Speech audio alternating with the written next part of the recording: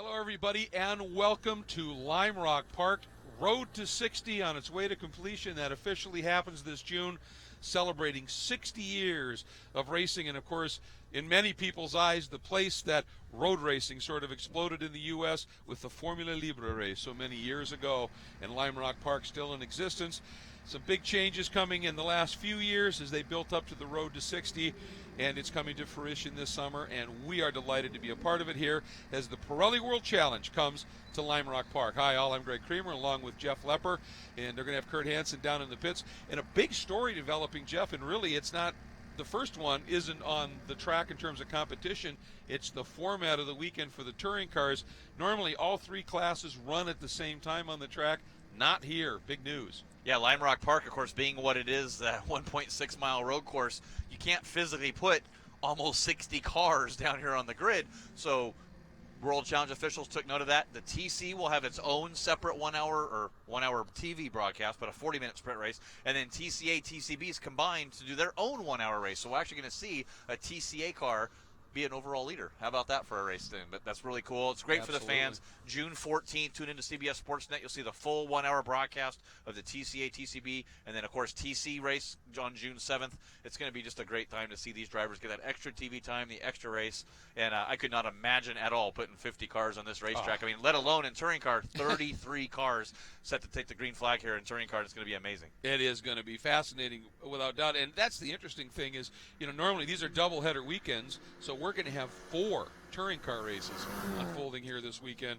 That's exciting stuff, and we are delighted that you are with us here at world-challenge.com and Motor Trend On Demand for these broadcasts on our global webcast. Looking forward to it. There is a good look at the grid that's setting up, and amongst that grid, Jeff, there are some really cool stories.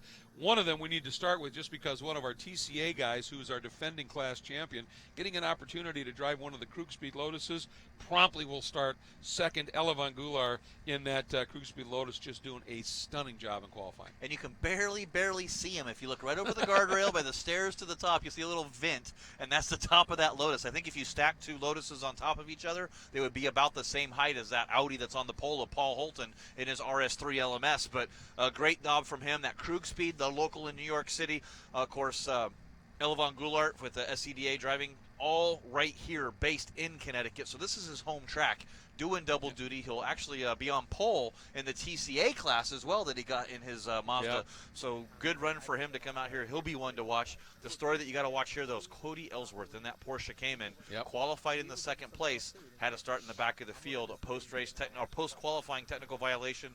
That front splitter on the car is a little too long, sticking out of the front nose, and unfortunately lost his fastest time back to the back of the. And he's been quick. He's been quick all year, so when he puts one together here, it's going to be special. Holton, of course, loving this because there is a point for pole, so he pads that by 1 more point over Greg Leofouge. Came in here with a 13-point lead, now up by 14. Let's go to third on the grid. Talk about a big story. There's some blue and yellow BMWs that are back in the field here after a lot of years absent from Pirelli World Challenge. Turner Motorsports is here, and the guy driving the car that starts third, the number 96, no less than the reigning prototype champion from the International Motorsports Association, Dane Cameron.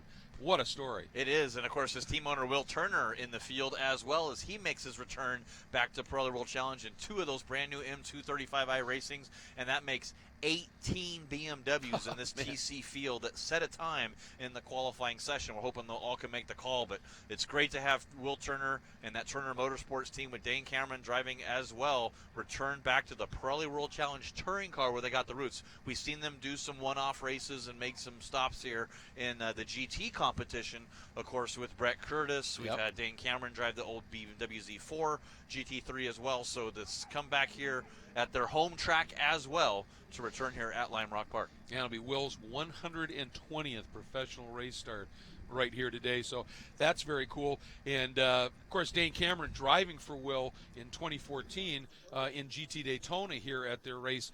They put together, after starting from the back due to a crash in qualifying by Michael Marsal, did a fuel conservation run and ended up winning it. So Dane's had success here at this track. Should be fun. The other big story, a returning 4-time champion. How cool is it to hear Randy Popes talking as he walks through the paddock in World Challenge? It is to have Randy Popes come back to Pirelli World Challenge, stepping into that Zima Motorsports BMW. He's loving it. They got to test at Autobahn a while ago, and it was rainy there. So really, he's only driven that car in the rain, especially the conditions that are here. The track is wet, but there's drying patches of this. I believe every car will be on a Pirelli World Challenge P06, but to have a personality that Randy is, of course, all of his Motor Trend and Motor Trend On Demand show that he does, and to have him back in the Pirelli World Challenge field with Will Turner now, it's all starting to come back together and feeling right here. Isn't it? It's just clicking. Yeah, it's absolutely wonderful to have that developing here. And just something else to comment on. One, if you look at what's happened here, the track record had been set last year. Adam Poland in touring car in a Mazda MX-5. John Weisberg was flying in qualifying, at one point up as high as second, ended up fifth. As the race unfolds, those MX-5s have such a great balance to them. And let's be honest, front drive cars at this track with the constant right-hand corners, that left front takes a bit of a pasting, so it could be interesting there. And we also have the return, we haven't talked about this, of a guy who, he doesn't always run the full season, but he's always among the podium contenders when he does. The Patrick Gallagher is back, and he's going to be a factor starting in the 6th spot in the Hoover Speed Mazda MX-5. But let's real quick acknowledge Mason Filippi in the Winding Road Racing BMW M235IR, coming off of a big win, a first win, Canadian Tire Motorsport Park, and he's starting right up in the 7th spot. He is, and a great young man there. Got his first win, the breakout and first win for that Winding Road Racing team with TFB Performance, Tim Barber's group over there. They did lose a car at Canadian Tire Motorsport Park. Unfortunately, one of the Global MX-5 Cup cars, we lost that. But great to see Mazda still competing here in the touring car, like you mentioned, with John Weisberg. We'll see a strong contingent of that new Global MX-5 Cup car in our touring car A race a little bit later tomorrow. They race in the morning, and then again. So if you're joining us here at world-challenge.com and you're a Mazda fan, but there is that devastating rear, starting from the rear for Cody Ellsworth there. But look at that Turner BMW. That is so awesome to see. And Patrick Gallagher, of course, and Lineup Motorsports Group and Hoover Speed behind the wheel of that. And we call him the Patrick Gallagher. Yeah, I mean, he's going to the Ohio State University, and every time if you don't say the Ohio State, he takes great umbrage, as do so many. And I noticed on the entry list where it says his hometown, it says Ohio State, Ohio. He is really deep into the Ohio State culture. Probably Leia Fouge there. I'm not sure why he pulled over, but trying to get the car restarted. You see the lights flickering. And second in the points too, Jeff. This is there he goes. Now the problem is I don't know that he, by rule, I don't think he can resume his starting spot. And I think Gregory's going to know that. He's going to know he's going to have to go to the back of the pack. I don't think we'll see him try to come back up through the field. So getting the word from race control right now. So. And now the instruction coming from race control. That's a huge blow. I mean, he didn't get the qualifying run he wanted. 10th at the end of the session, obviously moved up to 9th with Cody going to the back of the field. But 9th is a huge difference from 9th to 33rd. And you see Leia Fouge there doing what he's supposed to be doing, going back to that back of the field, trying to hurry up and get it done as quick as he can before we go green here. Got a good shot of Tony Rivera there, weaving back and forth in that Nissan 370Z. Tony had a great run at Canadian Tire Motorsport Park. We look back to last year for Fans World Challenge. Remember, he had a fire in the test day and really destroyed that car, and able to come back and get a third-place podium spot for Tony Rivera at Canadian Tire, qualified in the top 10 here. So he's going to be looking for a good race here today. And we anticipate the lights going out on our Cadillac ATS-V pace car. On the back straight here, they call it no-name straight. So once they come through the right-hander that leads on a no-name, that will be the signal when the lights go out that we're going racing 40 minutes. As always, doubleheader weekend. First race is a rolling start. Second race will be the standing start tomorrow. It is going to be exciting to see 33 touring cars on the front stretch here. That Sam Posey straightaway going down the turn number 1 here at Lime Rock Park. Getting the word from race control to stop scrubbing your tires, start getting side by side. Gregory Leia Fouge in that prime BMW pulled down onto pit lane, that Cameron Racing car. So obviously there are problems there. They told him to go to the back of the pack. We'll see if he can start from pit lane once the whole field goes by. Not the most ideal situation. Well, it made sense because I saw him. It looked like he was hustling, and I'm going, he knows better, like you said. Well, he was just trying to get to the pits as fast as he could so that they get this problem addressed as soon as possible. That's just crushing for a guy who's had a tremendous start to the season and a very solid run up into second in points. And as you see, the touring cars this weekend using the classic layout here right into the right-hand climbing turn. Yeah, we'll see a couple of those cars getting a little bit airborne there, especially the rear-wheel drive cars. It's ironically enough that the track is dry right now with Paul Holden in that Audi RS3 LMS. Talked to that team before, and they say that car's a little aero-dependent. You can kind of see the canards it's got, the rear wing, the front splitter on that car. If it starts to rain, normally the front-wheel drive cars would have an advantage here, but that Audi requires that aero. They're not as good in the rain. Watch out for Carl Whitmer. He did qualify way back, and we saw him on the podium at Canadian Tire Motorsports Park, but he's marred back in this field. We'll see if the weather can stand, but we're coming up to the VP Fuel Acceleration Zone now. Time to go racing here for round number 7 of the Pirelli World Challenge Touring Car Championships. We're green at Lime Rock Park, and Dane Cameron, big move down to the inside, but from the outside, what a launch by Elevin Goulart. As Holden defended on Cameron, Elevin just swept the outside. There goes Nick Whitmer into the middle in that GPI BMW, 3 wide down through turn number 1 as they all get through cleanly so far. But Goulart, what a great start in that Krug Speed Lotus. And Dane Cameron to second place. Holton, your pole sitter, back to third. There's a look at Big Will Turner in the 95. Ooh, big wiggle there by Holton as he was trying to stay with Cameron. And Cameron already on the attack on Elevin Goulart in the yellow Lotus.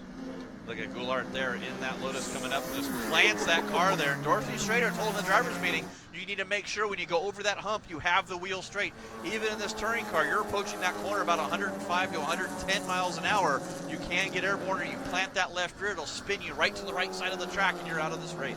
Well, Goulart, I think right there, Jeff, showing local track knowledge as we have a full course caution. But the way he went into that climbing turn, he really got the car to rotate right as he hit the compression on the uphill and straightened it up, and that is looks like Samantha Tan. Boy, and that gives you an idea. While the track's relatively dry now, you can see that big puddle in the middle of that section of the track. This grass, you get offline here. This is essentially, Jeff, very similar to the conditions we had at VIR when it was so wet offline and in the grass here. And she traveled a long distance there at the exit of Big Bend. Yeah, and you saw her moving in there, which is good. We'll get a condition here, but they sent out the Cadillac Escalade safety vehicle, get that car out there. Medical vehicle now to get him out there. The crew really has all the driver histories, medical histories of the car. They can be right on scene, and just the nature of this track with the grass, like you said, Greg, as wet as it is, she just slid right off the end of the track, and we'll have to get that car reviewed, or out of there. This is unfortunate for the race here, but what a great start by Elevin Goulart. Yeah, he just nailed it. Cameron just jumping on the opportunity to sneak around Holton. And if we watched on the start, you can see cars starting to go almost 3-4 abreast as they attempted to get into Big Bend. And if you're caught on the outside there and then somebody has a moment and floats a little wide, you're going to get trapped and you're going to head off track. So the question here is just getting this car out of there. You know that is a very damp area, and right away one of the track marshals and safety marshals deciding he would sacrifice the dryness of his nice boots, I'm sure, and jump right into what I'm sure is a very wet area there to try and at least get something hooked up to that car. Yeah, they had the tow hooks right in the front, so they should be able to get the truck over there. And that's the danger with as wet as it's been, to get the trucks out on the grass and try to pull a car out. You don't want to get the tow truck buried in as well. Right. Just heard from our buddy Gino Carini watching live at world-challenge.com. Miss him out here. Hopefully we'll see him back into a Pirelli World Challenge car here pretty quick. But, well, let's be honest. We miss him. We really miss the screaming Sicilian pizza. Yeah, I'm hungry, man. I'm hungry right now. I need some pizza, Gino. Come on, man. How about we next day air us some slices here, buddy? Come on, man. But Dane Cameron, great start again. Once again, Paul Holton. Toby Grahovic in fourth, their 2016 championship. His best run so far of the season. Really been struggling this year. Yeah, not sure if it's been bad luck or not. And Greg Fouge, it says it right there. Got the hood up on that car. Unfortunately, it looks like his race might be over. They're swapping some parts around. Yep, that's a bad sign. Of course, when any race at the start, but especially one that is 40 minutes in duration, this yellow will be of some benefit. But he's at this track, even under caution, in a minute and a half, you go down 2 laps. So that's a tough break for him as the field here. Here's a good look at Dane Cameron, and I'll tell you, doing double duty this weekend, you're going to see Dane too. We have a number of drivers that were the second drivers in the SprintX class that weren't going to be here this weekend because of prior commitments running at the 24 hours at the Nürburgring. Ironically, in the number 4 Audi for Magnus Racing, the lead driver, Pierre Kaffer, has to be there and is going to miss this race. So joining Spencer Pompelli, who's the second driver for the SprintX category this weekend, Dane Cameron. Yeah, not too bad of a gig to fall into. Seriously. You talk about polar opposites going to the 24 Hours of Nürburgring to the exactly. bull ring here at Lime Rock Park. I believe Samantha Tanz 1.5 miles to 15.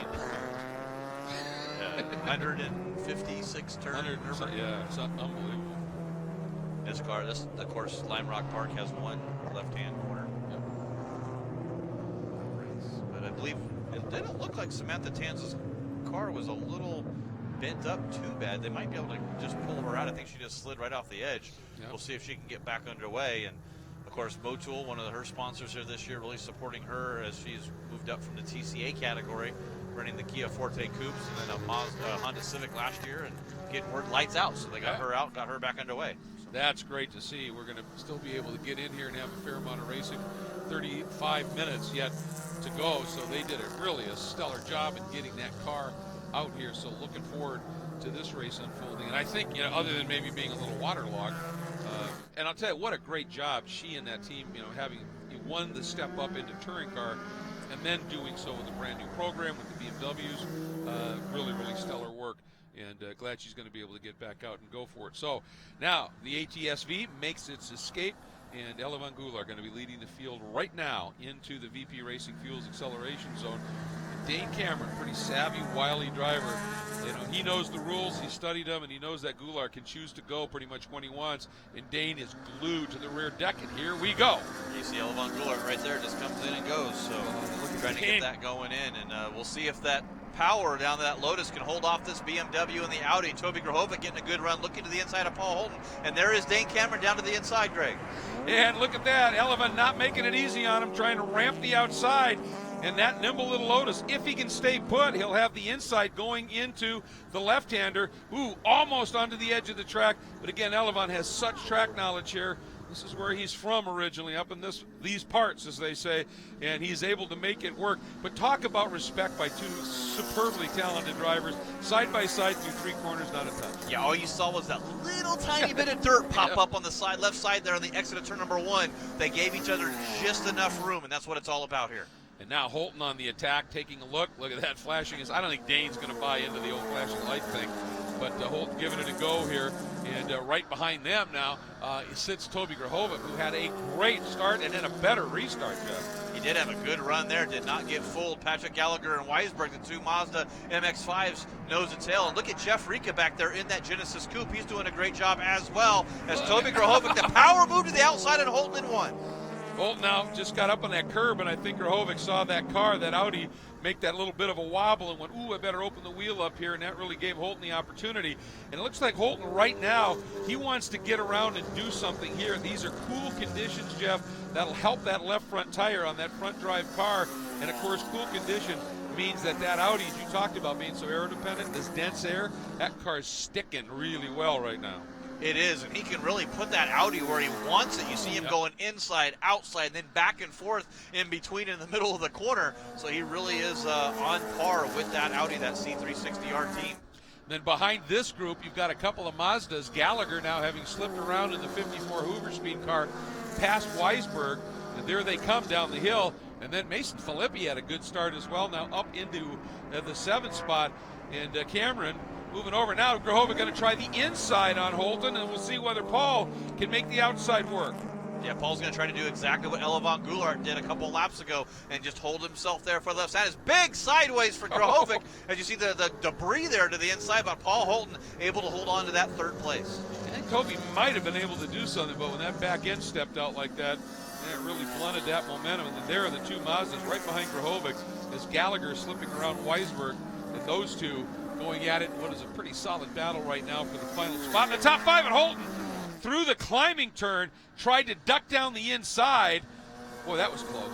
He's looking to see where he can put it. You can look and see how close he is right on that back bumper down here in the diving turn, trying to see if he can get a run. He's down to the inside here, side by side. Not what you want to do. And Dane Cameron wisely gets out of the gas there, breathes a little bit, let Holton go by. There is the experience of a top flight champion driver in sports car racing. Dane Cameron, who's raced at this track many times said, no, not the place. Better to let him go and sit in third for a while than end up in the wall and the fence down there. But now Grahovic going to start working over on Dane Cameron. But and here goes Gallagher to the outside of Grahovic. As you see those guys get side by side and start racing, that's going to bring these Mazdas into the fray now. We have a battle, five-way battle for second now in TC. Oh, and Weisberg trying to take an opportunity there as Gallagher got held up just a little bit, but Gallagher able to get the run slotted. Meanwhile, just up front now, you can see Elevin Goulart up by 2 seconds. He has cleared this group, and that one, just the momentum ability of that Lotus, and the, Elevin's skills obviously, but then this duking and scrapping that these guys have been doing, that'll hold them up. Now the Holton has cleared Cameron, as we talked about. Oh, Paul dropping the lefts. Boy, he just point the front end where you want it to go in a front drive car and squeeze it, and that's what saved it for him. Now let's see what kind of times he can turn pretty quick. He just took a chunk out of Goulart. Yeah, fastest race lap to it at 56.512. That time by, he's about 0.3 of a second quicker, so drop that gap from a 2.0 down to a 1.4. He is behind, so I think once Paul got clear of that, the battle from the back, he put his head down, able to start trying to run down your leader, Goulart, as Dane Cameron, Toby Grahovic, Patrick Gallagher, John Weisberg, all fighting for that third place. And don't count out your race winner from CTMP, Mason Felipe, right there, that number 12 BMW. He's battled the 2 BMWs. Grahovic a little wide, but got that car straightened up, as you said, was so key as you come over the crest of that climbing turn. If you're not straight and lined up, it can get ugly in a hurry. And it's nice to see Toby Grahovic, who of course was so impressive in this car last year, and you would have thought, wow, he's certainly the prohibitive favorite coming into the season here with the experience he had, and it's almost like a sophomore jinx in a way, it seemed. He just could not get a break. He had problems in qualifying, and it's nice to see it all come good for him right now. Look at Holton just reeling in Elevin Goulart. Yeah, another half second he took out of that lead, now down to less than a second, 0.981. Fastest race lap once again, went about 1/1000th of a second quicker. 56.511 versus a 56.512 lap time by. Up the hill, Krug speed. And whoa, Paul he is throwing everything at these laps here. And is really using everything that Audi RS3 LMS Club Sport has to offer here. And it is a great car. I was talking with a couple of the other competitors that run the car. Anthony Girassi, his team, told me that when he got in the car the first time they tested, he said about 3 laps in, Anthony got on the radio and said, ooh, everybody needs to own one of these. Really liked it here, and you can see Holton does too. As Pfaff on the side of that Audi with Aero, got a support from C360R. Carl Thompson's there as Oakmont, I believe, having some problems there. The number 92 back on 29. Looks like he's got front damage there and going really slow. He's going to do what he can to stay out of the way there, but definite body damage there to the left front of that BMW. Yeah, you can see the workers doing a superb job. The marshals on the corners here. That white flag means slow-moving traffic ahead, and giving lots of warning to these drivers. Is now at Race Chat, we're seeing laps here in the 56s, and that gives you an idea of just how fast you get around this track. Down through the diving turn, pretty daunting piece of real estate. You see not a huge amount of runoff down at the bottom, and down the front straight we go.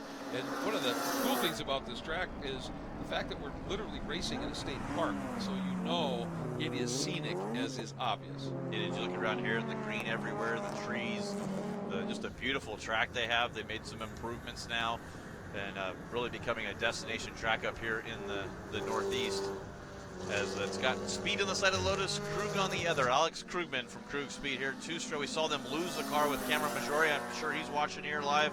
Yeah. We do miss you, Cameron. Hopefully we'll be able to get back behind the wheel here quickly after that crash he had at CTMP. So unfortunately, he's not going to be able to come in here, and we wish you the best, and hopefully you can get back in soon. Looking at the timing charts, you'll see Tony Rivera back in 33rd. I believe he's actually running in 7th right now, so it must have a transponder issue.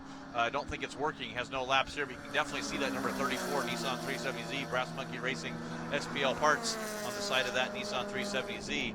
No problem there. It's just right behind Jeff Rica there in the Genesis Coupe, who's running in 8th right now, so Rivera in 9th. There comes Leah Fouge after a long fix back onto the track, and eases out, not wanting to get in the way of these cars battling. And that was impressive there. I mean, Holton was right with Goulart as they came out of the diving turn, and he wasn't able to just pull out and drive by. So Goulart is clearly able to carry, and it's the momentum, the speed he has at the exit of the diving turn that allows him to keep that little edge at this stage.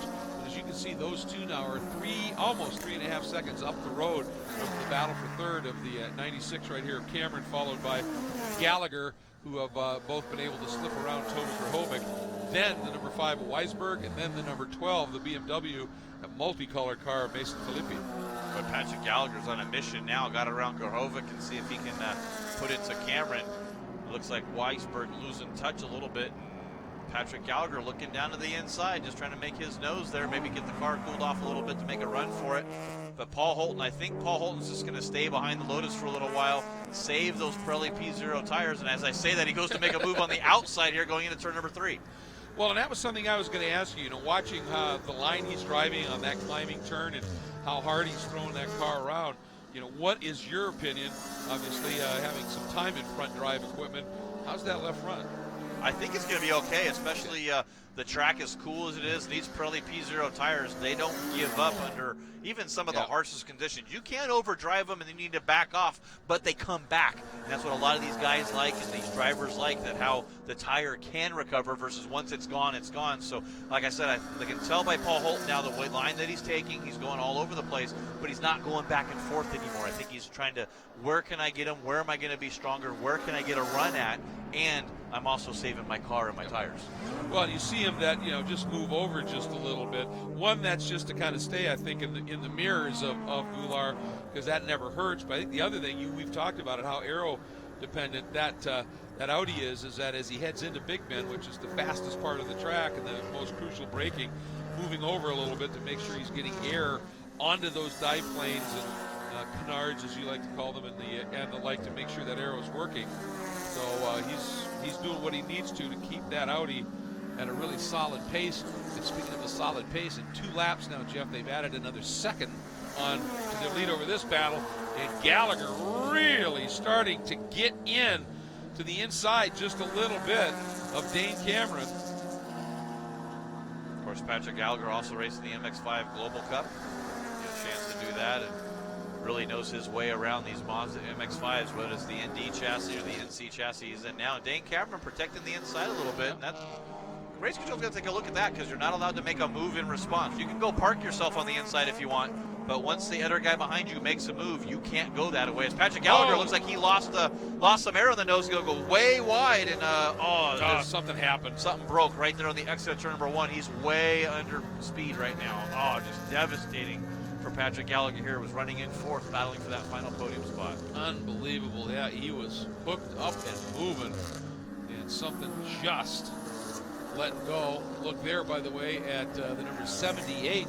That's a good story, too, here. Jeff Rika in the Genesis Coupe from Gen Racer has really been doing a nice job with that car and that program here this year. So now, without the pressure, Cameron has a little bit of breathing room back to the similar BMW now of Grahovic, and Grahovic looks in his mirrors, and all he sees is Weisberg. Let's take a look, see what happened. It already kind of happened. Yeah, he was right there on the exit or entrance to 1, really. Yeah. You see right when he got the car planted to go accelerate off of the exit of 1, turn 2 there, the car just didn't go. So a drive problem, probably something in the drivetrain or clutch area that didn't happen. And that's a tough break. Great to have him back in the championship. And boy, I'll tell you, these two up front have just checked out now. The margin over 6 seconds back to Cameron and Weisberg, or Grahovic and Weisberg and Filippi. That was the first time now that I've seen Goulart really run on the razor edge up and over the exit of that climbing turn. You see Samantha Tan right in front of this, so the TC leader starting to get to the back of the TC field there. You can see down the San Posey straight, there's some there. You see the lights flashing on Paul Holton's Audi coming down the straightaway for Elevon Goulart, and Elevon's got his lights on. I don't think they're going to be miffed here, but try to start letting that lap traffic here, race control on the radio, letting them know that they're coming through. It's probably a little annoying for Goulart because that Lotus is so low, those headlights on the Audi are right at the mirror height. So it's probably kind of blinding inside there. So now, this is where you've got to be playing the game and driving 3, 4, 5 corners ahead, particularly here at Lime Rock where everything happens so quick, because Goulart has to really be kind of trying to time this, that he catches Samantha at the right spot, because that Lotus, as aero dependent as the Audi is, the Lotus is momentum dependent, and he's got to read this really well here. Well, Alevon Goulart has a great shot of the traffic in front of him through that front windshield. And I got to think Paul Holton has a good view as well, as he can look over the roof of the Lotus through the Audi RS3 LMS. But looks like John Weisberg able to start maybe bringing in Toby Grahovic a little bit, as Mason Felipe starting to get into the fray here for that third place battle. You see Rivera back there got around Rika, and Maganoli got around Jeff Rika as well. So Rika dropping a couple positions here, about halfway through, almost the 20-minute mark to go. Whatever was the issue with Tony's transponder, it's clicking now, because he does indeed show 7th spot and showing some pretty good speeds here. Taking a look at the last laps, you were referencing it for Weisberg. Well, I'll tell you, he and Grahovic, both of them 57.6. So the difference there, just a few hundredths of a second for those two. Got word Patrick Gallagher did pull his car off on the uphill, so I think you'll see him just to the left there, right behind another broken down car over there. So unfortunately, just like I said, devastating for that team, the Hoover, Jason Hoover, making their return to Pirelli World Challenge as a team and a driver, and unfortunately not the results they're looking here for race 1. Hopefully tomorrow, get that car fixed and be back. There are the leaders again. Goulart in the Krug Speed, Lotus, Holton in the C360R, Race Day Foundation, Aero Paints, Audi. Pretty much exactly what we've seen for a lot of laps, Jeff. Holton right there, but as of yet not able to find a way by, or just not willing at this stage to push it too much and create a way through. Yeah, like I said, I think it's just got to be one of those that he's trying to buy his time. It's a great battle between Maganoli and Whitmer. This is for 8th position overall in the touring car section. You see Nick Whitmer trying to pass it. It's kind of really hard when you got two of the equal BMW M235i racings here, and you're trying to put a move on a guy, or maybe say, okay, some cars will brake better, some cars will accelerate better than others. Right. You have an advantage there. It's the same car. It's going to take a mistake, I think, by Maganoli, or Whitmer's just going to have to be a faster driver trying to get him around him. And you see Whitmer using every bit of the track on the exit, coming and dropping 2 wheels off in that GPI BMW as Maganoli try to get the draft here and see if Whitmer can do it. And there's that number 36 BMW, Randy Popes, right behind Jeff Rika in that Genesis Coupe. Yeah, just great to see Randy in it and back in the championship. Brady Maganoli, I mean, he really came good, didn't he, at CTMP? He was consistently right in the top 5 in the sessions and just was on form and on pace there. And when you're battling like he is with a driver with the experience of Nick Whitmer, it says a lot. Remember, Nick, this is the same car they had the rollover in at Virginia National Raceway.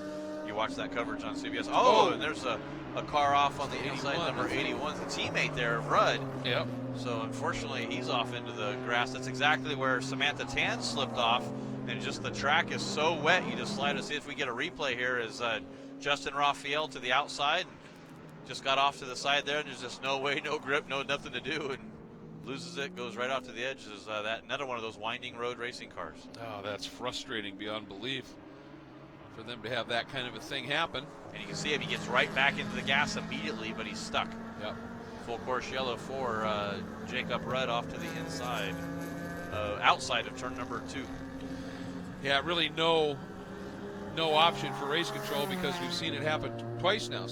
If Samantha got there and if Jacob got there, somebody else can. Yeah, you have no choice but to get that car removed. So, hate to see it happen. We're at about 17 minutes remaining in the race. We saw a pretty quick extraction. Now they know how to do it fast, because the crews have been over there, got a car removed from there already.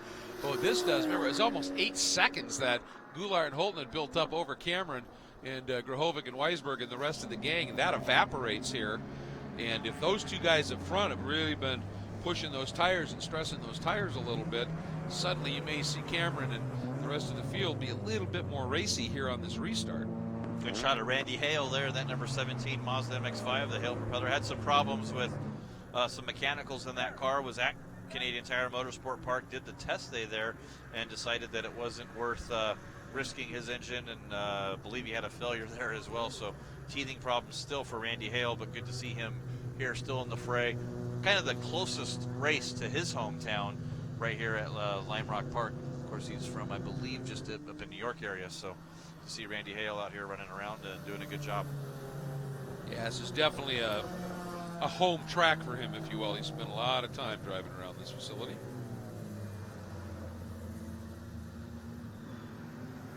Some other notables throughout the field. Dennis Hanratty, the second of those Lotus Exceeds from Crude Speak, back in the 19th place. Justin Raphael, who we saw right there, the number 29. Another one of those classic BMWs sitting in 20th. But Toby Grahovic, we talked about it before. He's got the number 1 on the side of that. And I've always hated running number 1 on my car, even if you were and you earned it. The way it works in Pirelli World Challenge, because of all the different classes, to tell you the year that Toby had last year, number 1 gets to be whoever accumulated the most points out of any category. And to see a touring car do that, who has a lower scale and races than the GT cars do, to have that number 1 designation is pretty sweet to have. That says an awful lot about the performances that he put in. You know, another guy that's caution helps, a guy named Ellsworth, who's 15th right now, and then had that racing Porsche. He's already up through half of this field, but there was there were starting to be some gaps. Well, now that goes away, and there he is, an opportunity for him to be able to maybe do something. The thing that's a problem for that car, much like that Lotus, is it's a little bit more momentum than some of these other cars. So sometimes you get caught in traffic, and once you're running the speed of the guy that isn't as fast as you in a corner but has a little bit more power down the straights, and you have to run his speed in the corner, makes it tough to pass, makes it a little tough to race. But Cody doing a great job. We'll see what he's got left in the quiver here, as they've got the number 81 of Jacob Ruud out now, and I think we're going to be able to go back to racing. We still have 14 minutes to go as of right now, Jeff. Yeah, going to try to see if they can get back under green here. The whole field's going to go by him. Lost a couple of laps in that, but it looks like he's back underway in his own power. And similar to the Samantha Tan, just slipped right off the edge of the track and nowhere to go but down there into the weeds and the trees. And normally in the dry, you really wouldn't get all the way to that point. I mean, it would take a lot to get there. Not saying you couldn't do it, but you know, you play odds or chances, and it's been a long time since we've seen cars all the way over there. But this rain and that they've had up here, it just slips right off the edge. Well, the telltale to me is when you drop a tire and it's that kind of dry, dusty, sandy kind of stuff that sprays up. That's one thing. When you drop a tire and it's schmutz, as they say, that means you're going to go for a bit of a ride, because that is some wet terrain that you're running over. So let's see here. The pace car was just too late in this lap, I think, for them to be able to go. All the drivers were hoping maybe the pace car would duck in, but I think the lights weren't out by the time they got to West Bend, and now into the diving turn. So one more lap. Well, it's 1.6 miles, and you can do that in less than a minute here in a touring car. So pretty thankful for that, because you can pretty much hold your breath that you have to do around here for that full lap. This is a fast, quick course, and just the history here with, you know, Skip Barber coming in now and having this facility. Paul Newman, if you think back to the track that, you know, I think between this and VIR, these were two of his favorite courses he's ever raced up here in the Northeast. And the legend himself, Sam Posey, literally lives just a stone's throw from this place, and this is where he cut his teeth in racing, and just such a wonderful storied history. And you say 1.6 miles? For those of you not familiar with Lime Rock, Jeff's rounding up. Yeah, that's the outer ring of the course. The longest distance you can make is one. I've had autocross courses that are longer than this, if anybody's done autocrosses. So that's how fast and quick that this track is. But just the history and the races we've seen here. And it's a phenomenal challenge. Pirelli World Challenge plays a big part of that. Boy, doesn't it? Here too. Now the good thing for Holt and Goulart is that they have that lap car of Randy Hale between Dane Cameron, Toby Grahovic, and John Weisberg in between them. We'll see if they can dispose of Randy Hale here pretty quick. But once we enter that VP fuel acceleration zone, it will be Elevon Goulart's choice on whether he wants to go or not. Well, and my guess is you see Randy offset to the right already. Randy is a class act, and I'm guessing that as soon as Goulart goes, Randy is going to do everything he can to just be completely out of the way. And the car is now dropping into the VP Racing Fuels acceleration zone. And Goulart looked in his mirror, saw he had a little margin over Holton, and said, "That works for me," and just planted it. Holton definitely caught napping, and there goes Hale way to the inside. And that was just a class move. And look at this. Big run there by Weisberg. Cameron kind of sensed it and just shifted right just a little bit. And look at this, Mason Filippi around the outside, Jeff, while everybody was defending the inside. I'll tell you, Mason is on form this year. What a great restart, and almost snuck by no less a talented Dane Cameron. Yeah, got by 2 of them, almost got 3 for that final podium. This young man doing a superb job has got a warning from race control for John Weisberg. That contact with Toby Grahovic there. Do not want to see that again down there in turn 1. I don't think that was Weisberg's fault there. That was just close racing down there to the end, just trying to give each other just enough space, but nobody wanted to have the advantage. And the one thing for Dane that he has to be just, a little bit keyed in on here is, the Pirelli World Challenge rule on defending. You can go to any spot of the track you want, anytime you want, as long as it's not in response. If you move in response, that's considered a block. We haven't had any warnings yet thrown at him, but we see him shifting and kind of easing and that sort of thing. So that's just something he's just not that familiar with that rule book, or part of that rule book, if you will, but doing a nice job. But boy, look at Weisberg able to roll speed, exiting Big Bend into the right-hander. Watching Toby Grahovic try to defend against Weisberg the best that he can, but what a great move, like you said, Greg, from Mason Felipe. Just won that round at Canadian Tire Motorsport Park. Strong here again, up to 4th place, just nipping on the back bumper of Dane Cameron to see if he can try to get that final podium spot. 10 minutes to go, less than 10 minutes now, so it's just a little sprint race here to the end. And for Cody Ellsworth, the bad luck continues, having worked his way up to the mid-pack with a great opportunity to ease his way into the top 10 in the pits. Plummeting down the order. Don't know what happened, but that is a tough break. Yeah, lost the clutch at Canadian Tire Motorsport Park, and I'm not sure what the problem is now, but not a great day so far for Cody Ellsworth with the penalty for the splitter, starting in the back and then working his way all the way up, and now he's parked it on pit lane. Looks like that car is done. Yep, out of the racer machine. And there's the number 34, Tony Rivera, and he is putting down some laps here, Jeff. He just had a personal best in that last lap, sitting in the 7th spot right now, but running a little bit quicker. But again up front, Goulart and Holton doing what they did before the caution, very quickly opening a margin up there. They're 3.5 seconds clear of Cameron in just far less than that many laps, it seems. Yeah, you saw Tony Rivera there, just got a little bit of a balance performance adjustment there. Goes to the 10-inch wide wheels. It was one of the few cars that wasn't already on 10-inch wide wheels, so good to see the Pirelli World Challenge officials making that distinction there. So 18 by 10s, and they're just a good-looking inky wheel on that Nissan 370Z with Rivera, and Rivera's doing a great job. It's a battle with Felipe and Grahovic there up in turn number 1 now. Yep, we saw Mason Felipe come down the front straight, move over to the right to defend, and Grahovic stayed there, then popped out and just used that outside ramp into Big Bend. And if your car's working, Jeff, and you're confident the guy on the inside's not going to do something silly, you can make that work, and Toby did. That was beautiful. Yeah, these guys racing side by side. We talk about Rivera. There he is. He's always been strong at the end here, and you see, I love seeing the flame coming out of the back of all these touring cars there in the exit of turn number 4. Oh, that climbing turn is just so insane when you go there. If you have a chance to come to Lime Rock, wow, Nick Whitmer sideways there too up in the hill. It's such a great place to watch from. Well, there's a reason. There's a lot of fans that like to be right up at the top of that climbing turn because it is fascinating back there, and a good group of fans back there for sure. Meanwhile, down the hill we go, and Randy Hale, something's not quite right. He's just trying to stay out of everybody's way at this stage, but it's too bad to see that. But Robert Nimkoff sliding through, as Randy giving everybody plenty of room at this stage. But look at this, right at the sharp end of things again, 7 minutes remaining, and Holton has resumed the attack. And, for Paul, he's probably going, boy, Elevon here. It's the first time he's raced in this category. He hasn't made a mistake. What's going on? Well, when you think of how intensely close the racing in Touring Car A was last year with Elevon Goulart, even though he had far more wins, he had to often do it in very creative ways. This is a guy who's used to dealing with immense pressure.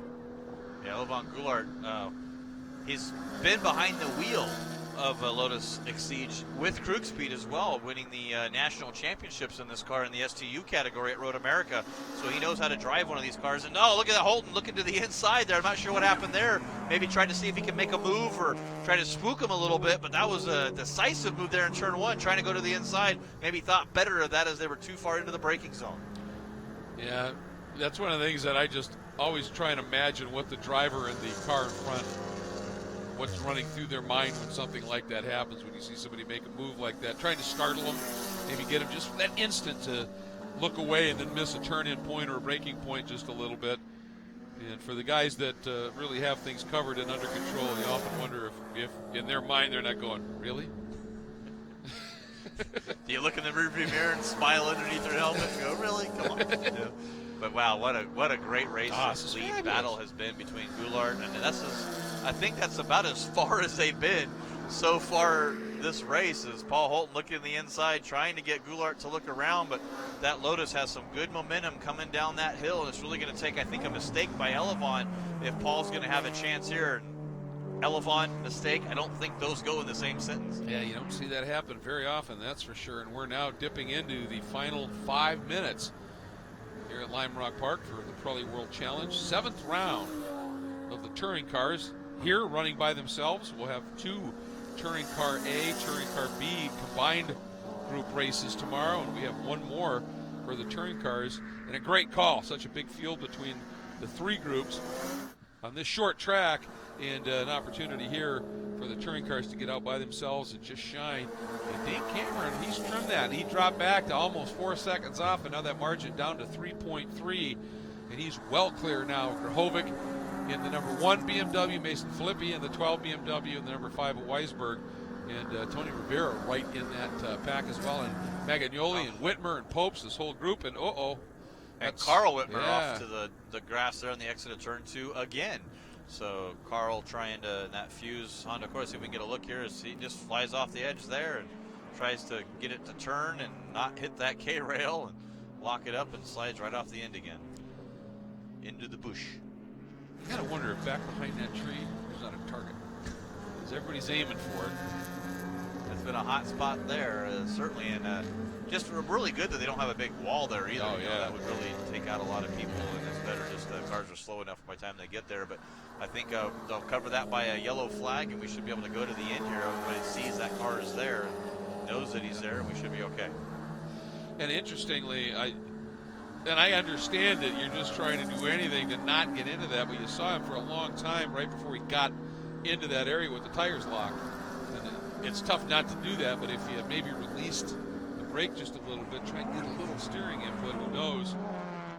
And it looks to me like Cameron has the windshield wipers on, so I wonder if we're starting to get some moisture out there. And Weisberg taking a look at Mason Filippi. And Mason, I think he did something really, really smart there. I'm sure Weisberg's going, he was blocking me, and Mason's going to say, no, I just shallowed up my entry into the turn. I can turn into the apex here, can I? Yeah, I did see a couple raindrops though on the lens there. So it really takes the track to be super wet for these Pirelli P0 tires to start losing grip. Even if it's damp, got some mist, and it slightly gets a little sheen on it. As we saw at Canadian Tire Motorsport Park, the P0 Slick was the tire to have even in the rain. Obviously, if it's a deluge and a downpour, you're going to want to be on the Pirelli P0 rain tire, but the Slick is still even great when you get to even a damp course. This is the battle for 4th with Grahovic, Felipe, and Weisberg. And Mason Felipe just is continuing to press here. Now you can see 1 fans and a couple more go, and this time it looks like Weisberg might have the inside on Mason down into turn 1. Mason gives him just enough room. Ooh, that was very close. If not a touch, it was extremely close. And Weisberg checked up just a little bit, Jeff. You can see the back end of the Mazda just step out for a second, and he gathered it up. Yeah, lost that grip. You lost that weight transfer when you let off the gas and it moved all that weight back to the front. You lose that rear grip, and did not want to get back into him. You already got warned for contact before. There was just a slight little kiss, just a little touch. And that's just racing. That's just good, close, clean racing as well. Weisberg smart to get out of the gas there. Boy, it just impresses me how Grahovic, he turns in very early into the climbing turn, and it looks like he's just going to run straight off the track, and then is able to gather it up and get it to work. Just a very aggressive line through there. Weisberg now down to the inside again, and the number 12, they just got a warning over the radio for potential blocking, moving in response. And this time Mason plays it beautifully, stays right put where he was supposed to.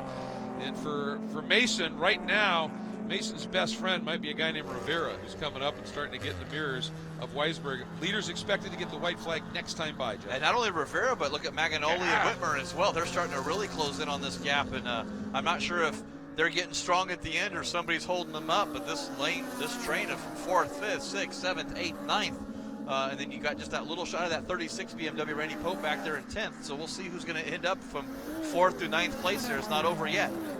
Remember, fast lap in this race determines where these guys will start for tomorrow's race, and that's important as well. White flag should be flying this time by. Cameron has said, you know what, I'm not going to be able to run with these guys. I'm not going to risk anything at this stage. A third in Turner Motorsports return to touring cars. Not too bad to be on the podium first time out. And fastest of the BMWs. And now we're going to see, does Holton have anything left he can do with Elevan Goulart, or does Goulart have this one covered? He's only going to have a couple more chances to do it, and that's going to be right up here into the diving turn and then try to drag race him down the straightaway if he can make it happen. I believe he's setting up for a run. You see that gap that Goulart's pulled over now. I think Holton's trying to get a good run here, get a little bit of a draft, and try to see if he can drag race him in that Audi down the straightaway here as he's starting to close the gap a little bit as they come under the bridge down to the downhill. He's got to be an aggressive move. He gets to the inside, but it wasn't enough, and he knew if he tapped him, it was going to be a big, big wreck. So smooth there. Goulart running to the inside to salute the crew, and a big win in his debut in touring cars. The reigning touring car A champion, Elevan Goulart, comes through the win. And the other thing for Paul Holton to be a little bit smart, if he forced the issue and wrecked, he's your point leader and was second in the points, way down the order. That would have been silly, and an amazingly happy Krug-Speed crew. We've been waiting for this one. Yeah, it is. You can talk about, Goulart getting the win, but Paul Holton getting the win in the points with, like you said, Lafuge on pit lane, Gerasi finishing back in 13th, and Whitmer back in 8th place. So good points day here for Paul Holton, but the win to Elevan Goulart. How about that for the local boy getting the win in that brand new build? This car was done last week in that Krug-Speed Lotus Exige. And it's going to be, I think, pretty much the exact same front row with Holton and Goulart. And then the next, we have a couple of cars way down the order, Ellsworth and Gallagher turning 56s as well. So they should fill out the second row. And then you're going to have Cameron, Weisberg, and Whitmer late in the race throwing one down. And Jason Kupal in the 009 Audi throwing down a very good lap. So he'll be much farther up the order in tomorrow's grid than he finished today. That's going to get exciting. It sure will. It's going to be a great race for this tomorrow. Make sure you always join us here at world-challenge.com and motortrendondemand.com as we'll get Kurt Hansen down there to get a winner interview here with Elevan Goulart, getting the hometown win, the good victory here for that driver. And right behind the track, you see our crew coming in and trying to get all the cars. Really compact schedule here this weekend with all the different races, but there's a good shot of the race winner. And congratulations to that Krug-Speed team here getting their win in Pirelli World Challenge. This is a guy who wears his emotion on his sleeve. It's going to be fun to see the reaction when he climbs out of this car. He's trying his hardest. Well He can't get it done. But. He forgot how tight the cockpit of this Lotus is. While he's doing that real quick, I want to remind everybody, don't go anywhere, because coming up in very, very short order, we are going to have our first of 2 SprintX races here on the weekend. So don't wander off too far. And Elevan finally gets everything unhooked. Now he's got to twist and rotate and slide out. Popped out of that like a champagne cork, he did. And there's the celebration. And Kurt Hansen is down and ready to talk with our first-time touring car winner. Yeah, winner round 7 right here. Let's get that helmet off. Let's get you a Pirelli hat. Wow. Oh, look at these two guys. Yeah, what a battle, huh? Awesome, man. So how was that rear view action all race long? It was busy. All I saw was headlights. Paul definitely had the pressure on there. He was definitely strong in some areas. We're strong in other areas. And really just trying to manage the race and make sure that we took advantage of what we had, the strengths, and not give up too much where we had the weaknesses. That was fantastic. I got to say thank you to these guys right here. Krug-Speed did a fantastic job. Thank you for that. My dad's team, SAC, also double duty this weekend, which is fantastic. SCDA 1, Lotus, fantastic job. Thank you, everybody. He deeped you a couple times. Did it startle you? Yeah, he had a little pressure on there. He had a little pressure, but it's definitely kept me entertained the entire time, put it that way. There he goes, winner round 7 right there. Elevan Goulart, nice drive. Wow. Good stuff. Let's get over here to Paul. He was your winner at VIR, if memory serves me correct. Let's get him a hat. He's got a hat. There we go.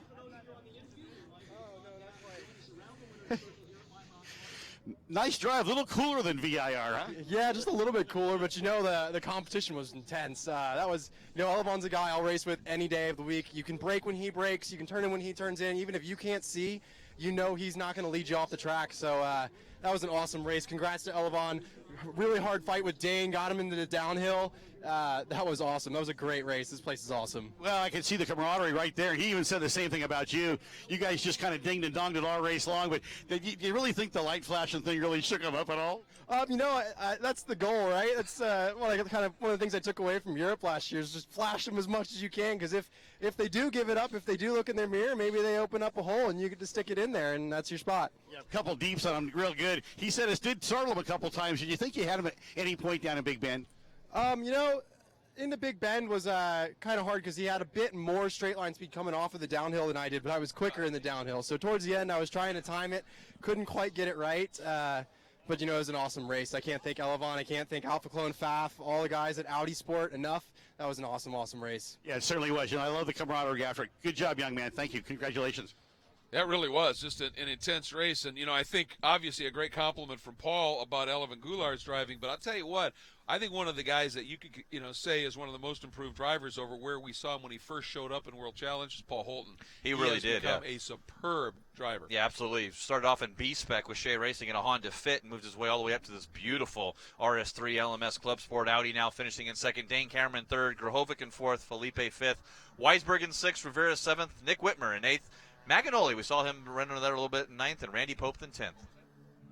And let's get back down as we're going to hear from Dane Cameron. What a great story having this driver in the World Challenge paddock.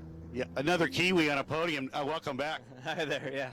Yeah, not so bad. Not too bad for my first try at a touring car race. Yeah, I raced with whatever your relative is, but way back in the days. But it's good to have another Cameron back in the series. And nice drive, first time out, Turner Motorsports. I mean, that's just a good, solid run. Yeah, no, I appreciate it. It's a lot of new stuff for us. I've never raced in touring car before, and really, honestly, don't have a lot of experience really in kind of sedans like that anyway. So a lot of new stuff for me, and obviously, yeah, first race with the M235i for Turner Motorsports. So thanks to BMW for all their help. Yeah, a pretty solid day. We didn't really seem to have anything for the other two cars that were first and second, but we seem to be best of the rest. So we'll take that, see if we make some changes overnight and be better prepared for race two. Yeah, Turner Motorsports just stand on the gas and turn right? Yeah, exactly. Nice job, young man. Congratulations, guys. Yeah, absolutely. And you know, as we said, he's got a fair amount of track knowledge, has had success here. And, you know, Jeff, this is such a unique place to set a car up for with that one left-hander. You do some things you don't do at other road courses, and a team and a driver that has some of that track experience, it could pay huge dividends here. It really does. You can tell the engineers how you want the car, how the car should be. You look at the plethora of data that you have, and then you get the history of what this driver can do to get that car set up at this track. It's just that whole package. That's what Dane Cameron is. He'll be strong tomorrow. It's going to be a lot of fun. Plus, he gets some extra track time because he'll be out and running in the SprintX race coming up in not too far down the order here in terms of our track time at this stage. We take a look at it here. That race is scheduled to start pre-race at about 3:40, so we're in that window here. The race is actually set to start in about 7 or 8 minutes. So Dane's got to do a quick hustle, do a quick driver suit change, and get ready to go racing. Yes. Different suit, get a fresh one, wipe the sweat off, and go get in the car for SprintX coming up next. All right, so folks, as we said, don't go too far. We are going to have ourselves our first SprintX race of the doubleheader for the weekend here, round number 5. Actually, yeah, it will be number 5 of the SprintX Championship, even though we had the 4th round was postponed. So don't go too far. I'd say be back with us here in just about 5 minutes, and we'll be ready to go racing once again at Lime Rock Park with the GT3 machinery. Oh, boy.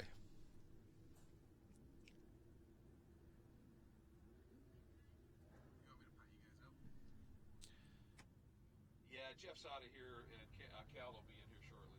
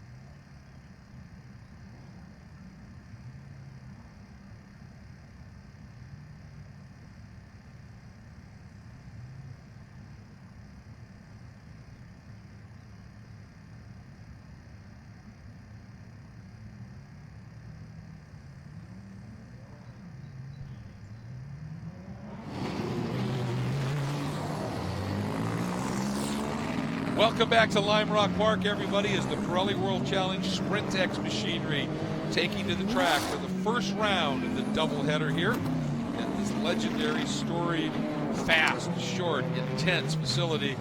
And Cal, you know, we've talked about some of the races that have unfolded in SprintX already this year and how fierce it's been. Now, a track that's half the length, this is going to be insane, and it should be insanely fun. This racetrack is great. I mean, it's a real bull ring, Greg, and it never stops coming at you. And when you talk about a 52-second lap here in the dry, and the fact that when we get to those pit stops, there's a minimum hold of 60 seconds for the Pro class. So it means you're going to go lap down if you pit under green. So there's some real strategy involved, which is magnified when you come here, because you're going to try and wait, because if you can catch a yellow, if we get to that pit stop window that happens between 25 and 35 minutes of this 60-minute race, and it happens during that period, the pit lane will stay open. So when the pace car goes out there, that's probably going to take about 100 seconds to get around the racetrack at 50 miles an hour. So there's a real opportunity not to lose a lap under yellow versus pitting under green. So I think we're going to see guys try and roll the dice and stay out, just like the number 8 car did at a Canadian Tire Motorsport Park, and it worked out for a victory. Yeah, you know, I mean, we were kind of thinking, boy, that's risky at that point, but here it actually almost makes sense, doesn't it? So it's a whole different dynamic. Now the Pro-Am category cars, it's a 90-minute, I keep saying minute, second. It'll feel like 90 minutes. It'll feel like, yeah, for sure. So, I mean, it's even more exaggerated for them, obviously, and the concern there is that 90 seconds, even under a caution, right, there's the potential there. So the strategists for the Pro-Am cars, and there's some mighty good ones, they are really going to be working the old brain box. Yeah, and I think the stewards are conscious of that, so I think if they see that, they're going to try and slow the pace car down to try and increase that lap that it will take. And maybe, so if you pit and you're a Pro-Am car and you're sitting on pit lane for the 90-second delta, you will not go down a lap, but there's not much margin there. Yeah, and that's the key word, isn't it? Not much margin. So, and you can see here as we're out, of course, first of the double headers, always a rolling start. And, of course, in this series, all of them are rolling starts by rule this year, and doing 2 laps here to really give them some time on the short track to make sure those tires are scrubbed up and ready to go racing. And in the qualifying session, Cal, it was damp, and everybody went out, at least at the sharp end of things, on the rain tires. A couple of drivers played it to perfection, and Pat Long, I mean, the experience showing, just waited. He wasn't in the top 5 until the last 3-4 laps, and suddenly appeared, jumped to second, and then boom to the front. Just an impressive run once again. So important. I mean, he leads the championship right now, the overall championship, that is, not the SprintX. That's led by Michael Cooper and Jordan Taylor, after their run of 2 podiums at VIR and winning the Canadian Tire Motorsports Park. But Pat Long's having a great season, and he's joined by Mark Lieb. Will Grossmeister is running at the Nürburgring this weekend, and who they fill in with? Well, we've heard a lot about super subs over the year, but I don't think it gets any better than Mark Lieb, the current world LMP1 champion and current 24 Hours of Le Mans winner overall. So he's going to be jumping in that 58 Porsche for John Wright and that team. So it's going to be a fascinating battle here. Weather is still very much an issue. As I walked in the booth, Greg, there's a little bit of a sprinkle coming from the sky, and I think that's going to be on everyone's radar here a little bit this afternoon. Quite literally, perhaps, in terms of that weather. But lights out on the Cadillac ATS-V pace car. It makes its escape as the field rolls into the VP Racing Fuels acceleration zone. And there you have Pat Long on the inside as he is getting ready to lead this field to the green in the number 2. Daniel Morad having a superb qualifying run. What a year he's showing. And we are green racing here at Lime Rock Park as the field diving down into the turn called Big Bend. And look at Moran. He's done it before around the outside, Cal. Well, he wasn't intimidated by Jerome Bleekemolen at VIR. He's not intimidated by Pat Long right there. The 2 Atlanta boys, Spencer Pumpelly and Ryan Eversley, after a great qualifying run for Honda there and the Acura NSX. They slide into the 3rd and 4th positions. There's the 2 McLarens. Brian Sellers diving to the inside. I think it's on Johnny Red. That was tight. Johnny closes the door a little bit and maintains that position.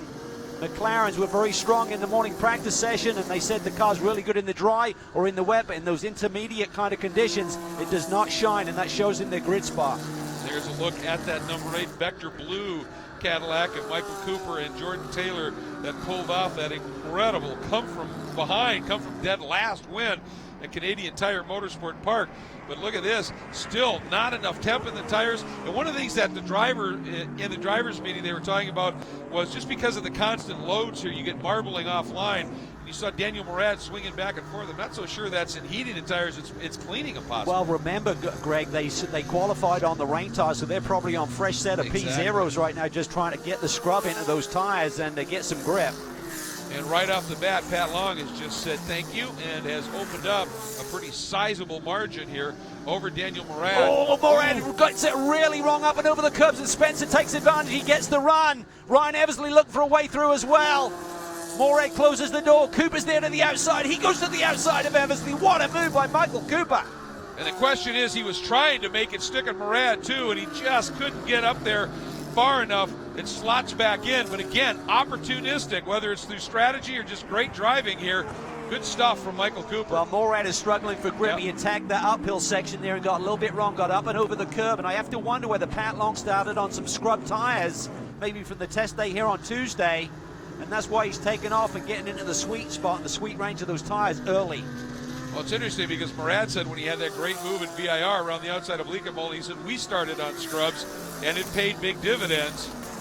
So I think that makes absolutely perfect sense. But boy, Pat Long just going. And of course, folks, here for the GT and the SprintX category machines running what we call the climbing S's or the alternate uphill here at Lime Rock Park. Just because the speeds these cars would generate up and over the old formation here, cars would be just incredibly light, a little sketchy in running that climbing S. Spence Pompelli having a great run. He was very racy at Canadian Tire Motorsports Park with a top 5 run there. Good qualifying effort on the second row. He's got Dane Cameron going to be joining him here. Dane coming off a podium just a few minutes ago in the touring car race, so he's a busy boy this weekend on what should have been an off weekend for him, but got a little bit of seat time on Tuesday, so it's going to be interesting to see how Dane can get in the groove, how quickly he can get in the groove when he takes over from Spencer. What's interesting, isn't it? We've had a few drivers here that have been running as the second drivers as the SprintX edition in some of these cars that aren't here this week due to conflicts, but in this car, it's the primary one, and Pierre Kaffer. And boy, did they find a great replacement, obviously. But Spencer, you're right. At Canadian Tire Motorsport Park, I mean, all eyes were on what Cooper and Taylor were able to do with that great drive and strategy. But Spencer, that latter part of the race, man, he just came alive. He really did, and the Audi has been working well. It struggled a little bit up the long and ready straightaway there, Greg, in terms of top speed, but everyone else around the race circuit was really good. You see him really dancing on the brakes there, down into the brake zone. He's going to try and chase after Pat Long here. Spencer just laid down the best lap of the race at a 52.3, which is some 0.6 quicker than Pat Long, so Pompelli has pace. He is moving it right now. We were speculating as to what the issue might be with Daniel Morad. Jeff, what are you hearing in pit lane? Well, talking to Nick Short from CRP Racing, they said they started the Mercedes on sticker tires. The Mercedes, as you know, Cal, notoriously takes a little while to get temperatures up on that Pirelli P0 tire. With the cool temperatures here, he's just trying to fight some heat in those brand new Pirelli P0s. Well, we thought that may have been the case, Jeff, and I have to wonder how many other cars in the field did the same thing. The way that Pat Long took off, you'd have to believe he started on scrubs, but Spencer has the pace. The previous lap, he was 0.6 quicker. Well, Pat Long just responds with a new fast lap, and 1/100th of a second quicker than Spencer on that lap. So Pat Long, the championship leader, has pace in that Porsche as well. Ryan Eversley throwing down some pretty competitive laps as well, and we've seen that car, the Acura, just be the platform's a little sensitive, they said, in terms of pitch, and it obviously affects the downforce on the car, but in this cool air, that car seems to be working very, very well. Well, we saw it run very competitively in the rain at the Daytona 24-hour race, same platform, different tire, of course, and when it comes down to the rain, Ryan loves the wet. Yeah. Really where the driver talent can shine through on occasion, and certainly the platform seems to be working better. Had a little bit of a boost adjustment since the last round of the championship, but talking to the group there, they don't believe that's really helped them that much because the engine basically back times the motor to adjust for that, so they don't think that's a big help, but certainly the platform working better here at Lime Rock. And not too far adrift to him is the number 88 Bentley from Absolute Racing in the hands of what they call a true Bentley boy, a factory Bentley driver from Britain, and a Brill doing a nice job right now too. Yeah, the Bentley was really quick here last year, Greg, and Yes. I think they're probably a little bit disappointed to have that qualifying session beat damp. Otherwise, they could have been sharper up on the grid, but he's starting to pile the pressure on Ryan Eversley right now. There's a long way to go, 54 minutes still on the board. I think that Acura is going to have to hang in there if he's going to maintain that position. Just behind this group, just to point it out, in 10th right now, Frankie Montecalvo, the number 75, always evolving AIM Autosport Nissan GT3R. has moved around Mike Shine in the 16 Wright Motorsports Porsche, and that Nissan now leading in the GT Pro-Am category here in the SprintX Championship. Third in that category, those cars running 10th, 11th, and 12th overall. James Safronis in the Global Motorsports Group and Thermal Club Porsche.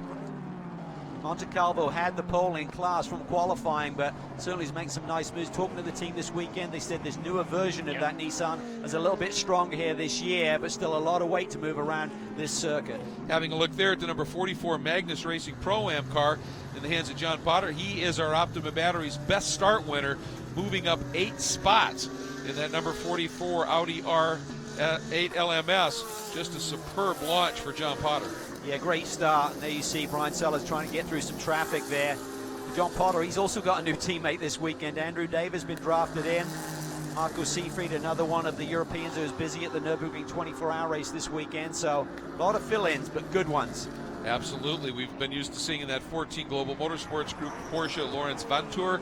Well, he's gone, but Matt Halliday jumping in, who, of course, extremely experienced as well. So just an interesting mix we're seeing at this stage of the game. Brad really wide there through Big Bend. Still trying to find some heat right now, maybe in those Pirellis. There's your leader in the GT Cup category, the number 55 Dream Racing Lamborghini Super Trofeo category car that is allowed in the GT Cup category. Yuki Hirata right now out front, leading that one. Car looks superb. It does, doesn't it? Corey Friedman, the car right behind him, is the second car in the GT Cup category. So those two running in lockstep right now. That is the Porsche that he shares with Joe Toussaint. Brad, he's able to open it up a little bit now. Finally, Cal, yeah. Found the groove a little bit. I'm not sure if traffic was involved there. Everyone having to get their way around some of these other class cars. That's the 017. That is, I think, the Cameron Racing machine in the hands of Adam, the K-Sit Racing Porsche in the hands of Adam Merzon right now. That's one of our GTS SprintX category cars. And on this track, you catch traffic in a hurry and you're in it for the whole race. Yeah, it never rests, that's for sure. And you got to be on your toes. It's high-speed chess. It really is at times. And there's just certain parts of the racetrack where if you run up on someone, you're going to lose so much momentum. You've just got to gauge it. You've got to be looking way ahead. Morad's still car does not look comfortable in that uphill section there, Greg. It's a car that we've marveled at really through the first, 4 or 5 rounds of the championship that seems to be really compliant, still maintain its platform very well. This is the first time we've seen that car look a little bit uncomfortable. Yeah, and I think it's probably he's fighting the car a little bit, and when he tries to ask for too much, it's giving up on him a little bit, but the car's got massive downforce, brakes incredibly well because of that downforce, and you said very compliant on the bounce, but look at this. This is a battle for the lead. I'm not sure if that traffic again has played a part, but Spence Pumpelli has caught Pat Long. Well, the one thing we all know about this Audi is that it makes really, really good downforce, and on a cool day like this, you got to believe it's just being just exceptionally effective at this stage. In the one weak area, because all the downforce, it can be a little bit draggy down long straights. You don't have one here. I think it's a pretty well-suited car to this place. Yeah, it really has good pace, and I mean, if he had track position, but getting by Pat Long is not going to be easy down this front straightaway, which is really the prime overtaking spot down into turn 1, unless you hit some traffic, and you're always in it around this racetrack. There's the run down the long front straight into Big Bend. Now Sam Posey straight. It's a nod to a local legend and a legend just generally, and of course a broadcasting legend and one of the great guys, period. Oh, he's such a quality individual, and love being around Sam, love his work, and what he's done here and contributed to the racetrack is fantastic as well. Now on to what they call no-name straight. It's not really too straight. No, and in years gone by, they've done such a tremendous job. Oh, Pumpelli absolutely parked here. That's one of our, that car to disappear from the 95 machine. That's the new Tool Racing. Nice to have them in here. That's one of our GT Cup entries, and just doesn't have the performance of a full-on GT3 car. And as you said, once you commit, you can't just disappear, and it really bottled up Spencer. It did, and he gained quite a bit in traffic when Pat Long probably got balked a little bit, and then he lost a ton there. So you just got to hope that it evens out, and at some point give you an opportunity of making a move. But Pat Long and this group are really executing right now, Greg. They've got a championship run going. You could smell it, you can feel it. They're doing everything right, despite a few little bobbles. They got hit under yellow at VIR. Marco Seefried was looking down inside the cockpit and ran in the back of Jörg Bergmeister. That was a tough one to take. And obviously, at Canadian Tire Motorsport Park with the Cadillac strategy, they lost the lead there, and that frustrated them a little bit, but they've come back strong here again. They have. And just real quick, getting back to that 95, there it is, the Tool Racing Porsche. Eric Joyner behind the wheel right now, but nice to see Andy Lee back in the Pirelli World Challenge paddock, one of the fastest GTS drivers that this series has seen, and he will be taking that car over at the pit stop and position change. I think there was a little battle there, and in the background, I think Barnicoat may have got a run on O'Connell. I think that was a change of position, Greg. I think you're right. Yep, I think Johnny had been up and hounding there, and Barnicoat driving the number 9. That's the K-Pax entry that he'll turn over to full season driver Alvaro Parent.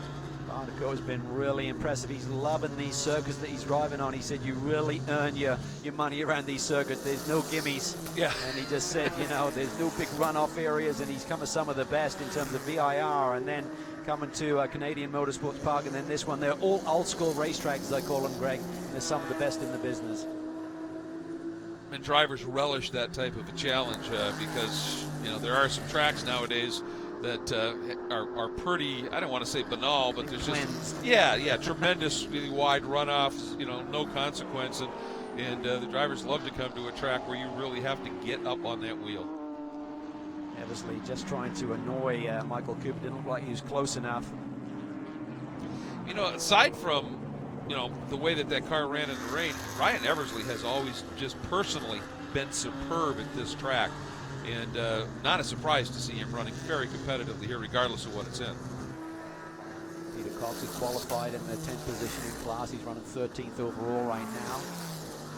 10th in class as well, so another one of those Acuras in the top 10. Looks like Morad is smoothing things out a little bit in the uphill. A bit cleaner run there, so important. If you get it wrong, as we saw when he got it completely wrong, Pompelli was able to pass, and he almost lost another spot or two. This may be a short track, but it is virtually everything here remains pretty high speed, and it's a sheer momentum track, isn't it? Oh, it is. It just keeps coming at you. You just got to roll speed through those corners, and with the traffic involved, that can really hinder that ability to do so. And it's all about just reading it, Greg. There's no point just accelerating onto the bumper of someone. You've got to do it just like a Brill did there perfectly in terms of clearing him on the outside. And Ari Bela, I want to give him a shout out. I watched him in the BMW. Of course, that's not their normal car. They had an incident in testing in that Cameron Racing team, and they went to the older BMW, and going into turn 1, he had a group of these guys coming up on him, and he just opened it up and just stayed way out. And that's great track awareness. And right now, I think Daniel Morad is once again very aware of Michael Cooper. Yeah, he is going to have to earn his money this afternoon. The balance is not quite there. Daniel's not quite able to get the run that he wants. He's still holding down that 3rd position, and this is a team that is really performing very, very well, always qualifying well with that car. And Daniel has been really a sensation to get this opportunity, coming off a big victory at the Daytona 24-hour racing class, then getting the call from Nick Short, and what an opening stanza to win on debut at the VIR weekend. I had a chance to chat with Daniel at breakfast this morning. We were talking about that. He said, believe me, he said, winning the 24 hours of Daytona as traffic once again playing a role here. Cooper may have a run on him. Yeah, he might here. This is no name. Problem is that Daniel just stays put. Now, Daniel overran it. This time gets it planted better through there that time. And able to blunt Cooper's attack. But Daniel said, I mean, obviously winning the Rolex 24 is a huge feather. And he said, to win at VIR with Jerome behind me, he said that was special. Yeah, it wasn't just leading, it was who he was leading against. Jerome Bleekemolen, one of the best in the business, in an identical Mercedes. That was really a statement for young Daniel Moore. As we said last weekend, Greg, when we look 10 years down the road, and if he goes on to do the things that we expect him to, we may look back on that weekend as really what made the difference. Yep, and he said, I love this place we were talking about. He said the last time he ran here was Formula BMW, tells you how far. And he said, I was right behind 2nd place, and I was about to put a lap on him when the checker came out. He said, I just love this track, and it's been kind to me. So I think he was pretty amped. But right now, I think he's fighting a car that maybe isn't quite as good as he'd like it to be. Still in the GTS-A category, or the Pro-Am category, if you will, continues to be the 75 Nissan of Monte Calvo with Shine which is how they qualified. It looked like Shine had nosed ahead for just a moment, but now he's just been following for a little bit. And Tyler McQuarrie, having a very solid run, has moved up and around James Safronis. Tyler in the Am number 30 Momo Ferrari. That's the 458 from NGT Motorsports. And Tyler has been impressively fast in that car, as has Enrique Cisneros. They're a great Am pair. Oh, that's a great pairing. I mean, Tyler's really a quick young kid, and he does a great job. So, well, he's probably not so young. Yeah, but he'll appreciate you saying that. So a couple of GTS cars now. Murad sneaking by one, gets through at this one at this stage.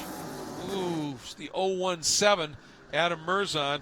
And there's the 077. That's a great story. Chris Hall in the car they had been starting the year running in a different series and also up at Canadian Tire Motorsport Park in a different mark. Had some problems with it, and they decided, you know, we're going to make a change. And you see Core Autosport in the front of that. That's one of those new Mustangs that is being in the process of getting GT4 homologation. And Chris Hall is giving it a great run right now. Yeah, good old friend of mine. Always gives it 1,000,000%. Great driver. Won so many races over in the UK. And spoke to the team this morning. They said they're just evaluating their options right now as they move forward with their racing program. But great to see them out there. The Brands Hatch Flash. Chris right. Holt Racing, exactly. The first ever driver's school that I did, ever. Chris Hall was one of the instructors. So I've known him for a long time. He's just an absolute class act. What a great scrap this is here. Here's Cooper, Eversley, Abrill, Barnicoat, O'Connell, Sellers. Abrill, Eversley. This is true. Really impressed. Good to see that Acura. I mean, the team has been working so diligently in trying to extract the maximum out of that car. Just got it homologated last year and first year with that new platform, and they're tweaking on it. They feel it needs a little bit more, but they're really close. And here comes Spencer. He's got to run. Pat Long's going to have to use his experience here to play the chess game in positioning that car in the right spot. He does it perfectly inside of Preston Calvert there as he takes the option to just go straight. They were told that in the drivers' meeting this morning. Don't get involved. Just take that option. As you can now see him go through those tire bundles, so there's no advantage by going straight. That was a smart move by Preston. Yep. It didn't really affect this race at all. And behind these guys, you're going to see a black Ferrari. There he is. That is the number 11. That is the Precision Driving GT Cup Ferrari. Just wanted to welcome back Marco Radicic. If you were watching our coverage from the sprint races at St. Pete, early on in the first race, that car had a fire. It was a transmission-related fire. Did big damage, and they ran into a huge problem getting the car repaired. He had Danny Close ready to come over and run at VIR. Had to cancel out of that. They couldn't get the CTMP, and it's nice to see them here. And I'll tell you, I mean, Marco's a pretty good talent. Danny Close is superb. He's a stud, yeah. Had a big single-seater career going on. Had many victories in GP2. Yep. It was back in 2010, 2011, and I think he might have won the championship that year, but had a big wreck, I think, and lost a couple of rounds at a certain point in the championship. Finished fourth and was a Formula One test driver for HRT, and I think he was involved with Williams as well. So he's another bullet that we brought into this championship. He's got that. He's a perfect fit with Marco because they both have a wild sense of humor, and I think they're a great pairing in the paddock and also in the car. Look at that. Boy, you can see Spencer's got the grip. That car's sticking, isn't it? Magnus Group done a great job in tweaking on that chassis. Spencer was really happy with it on Tuesday. Dane said, yeah, I mean, I felt there was the car was good, but he said Spencer gave it a thumbs up, so I'm going to go with him. He's got the experience. That he does. Of course, Spencer had been running that Audi when Flying Lizard was running it in the non-GT3 spec, even back in the GTD class. So he's got a lot of experience behind the wheel of these cars. He just always is there, Greg. You just put him in a car and he performs. And he's become one of the most respected and solid GT drivers in North America for sure. Look at the last laps, a 53.22 by Long. How about this? A 53.22 by Long, a 53.24. These guys are so close right now. And a 52.278 remains fast lap by Pat Long. And just talking about the co-driver that's going to be getting in this number 4 Magnus Audi. Jeff is with Dane Cameron down the pits. To get in this Audi, and your teammate's doing a great job. Yeah, Spencer's having a really fantastic opening stint here. Did a great job this morning to qualify in the wet, third in tricky conditions. So yeah, only about 10 minutes removed now from the touring car race, and everything looks like it's going really well so far. I think our car is quite good on the long run, so we're definitely hoping to stay as green for the rest of the day. We know strategy. You guys going to pit early, pit late. You got the leader right in front of you guys, so here on pit lane as well, you guys are right next to each other. Yeah, it's hard to really know what's going to happen. Obviously, everyone's still sort of learning the SprintX format and what's best. Lime Rock, it's especially tricky given how short the lap is. It's easy to bury yourself a lap down. So I'm not quite sure what the strategy is going to be. That's why the guys on the box get paid the big bucks to make those big, tough calls. We'll see what happens here. Who's going to go on pit lane, Cal? They're right next to each other here on the pit spot. I think the answer is he doesn't have his helmet on. Yeah. We're only 3 minutes from the pit window, so I think we're going to see teams push the envelope. stay out. And you got to be ready to go. But if there's a yellow right now, pit lane would be closed. But if you're inside that window, which will happen in about 3 minutes, then pit lane stays open. Excuse me, but am I seeing shadows? There's a little bit of brightness that's starting to make its way here. It's Rain nice has been to following see. us around. We Well, had up it in has. Canada. We went home to Atlanta and had 3 days of it, and it greeted us here yesterday. So we apologize to everybody here at Lime Rock for bringing it with us. I was just going to say something real quick here before we get into the pit window. It really speaks to the fact that Pirelli World Challenge is a global destination series now. When you have guys coming in as supporting drivers to some of these championships, a reigning world champion, the reigning prototype champion in IMSA, that says a lot. Doesn't it? I mean, this series is seriously globally respected. Oh, it's a stacked deck, it really is, and everyone wants to be here. Dane was looking for a full-time SprintX gig for the season, if not a full-time ride. Came close to a couple of deals, but the opportunity was there with Magnus, and he wants to be here even on a one-off situation. That's your leader, by the way, in the Pro-Am category of SprintX, that beautiful teal and black, always evolving, AIM Autosport Nissan GT-R GT3, and right behind him, though, is the guy who's second in the race right now, Mike Shine. That is the team car to Pat Long's right now from Wright Motorsport, the number 16 of Michael Shine. And there's a little bit of a gap now back to third in that class to James Safronis in the number 14 Global Motorsports Group tactical car. Here's a look at Peter Cox. It just shows you the pace of these GTM guys, because Frankie and Michael Shine are running ahead of one of the most versatile and experienced GT drivers in the world in Peter Cox. So that just shows the pace that they have underneath their right foot. Nice to see the 31, by the way, the TR3 Racing Ferrari of Daniel Mancinelli and Nicolo Schiro out and running here. They had an off in that practice session right before qualifying, and car wasn't terribly damaged, but there wasn't a lot of time to do anything with it. And that crew, once again, doing a superb job getting that car out on track. And again, Daniel Morad really struggling as he turned in to the climbing S's, Cal, and as he went to throttle, he almost pushed wide once again. Yeah, and you have to wonder whether maybe they gambled a little bit on the setup. There was definitely the threat of rain here, even though it started to clear out through the early part of the afternoon. So maybe they gambled a little bit with a compromised setup in case they should get some dampness. And they went a little bit softer maybe when he just tries to load it, doesn't have the platform and the stiffness that he needs with the chassis. Just hypothetical at this stage, but definitely doesn't quite have the balance that he'd be looking for. Two things quickly. The pit open board will be displayed at start finish this time by. Everybody has to go by it once on track before they can actually pit. And if you watch Murat down through the diving turn, he's the only car that I'm seeing out there where that left front corner is planning and getting some sparks off the bottom of it. So maybe that soft platform that you alluded to, maybe compromising the setup a little bit. Maybe that's exactly what's happening here. Well, talking to some of these Mercedes drivers, they say it really takes something to get used to with the skid blocks on this car, and the roll, it basically hits these skirts, like the side skirts there, the side pods on the car, and you really feel it, but it's just how effective the car is running at its minimum ride height to get the grip and the downforce that they need.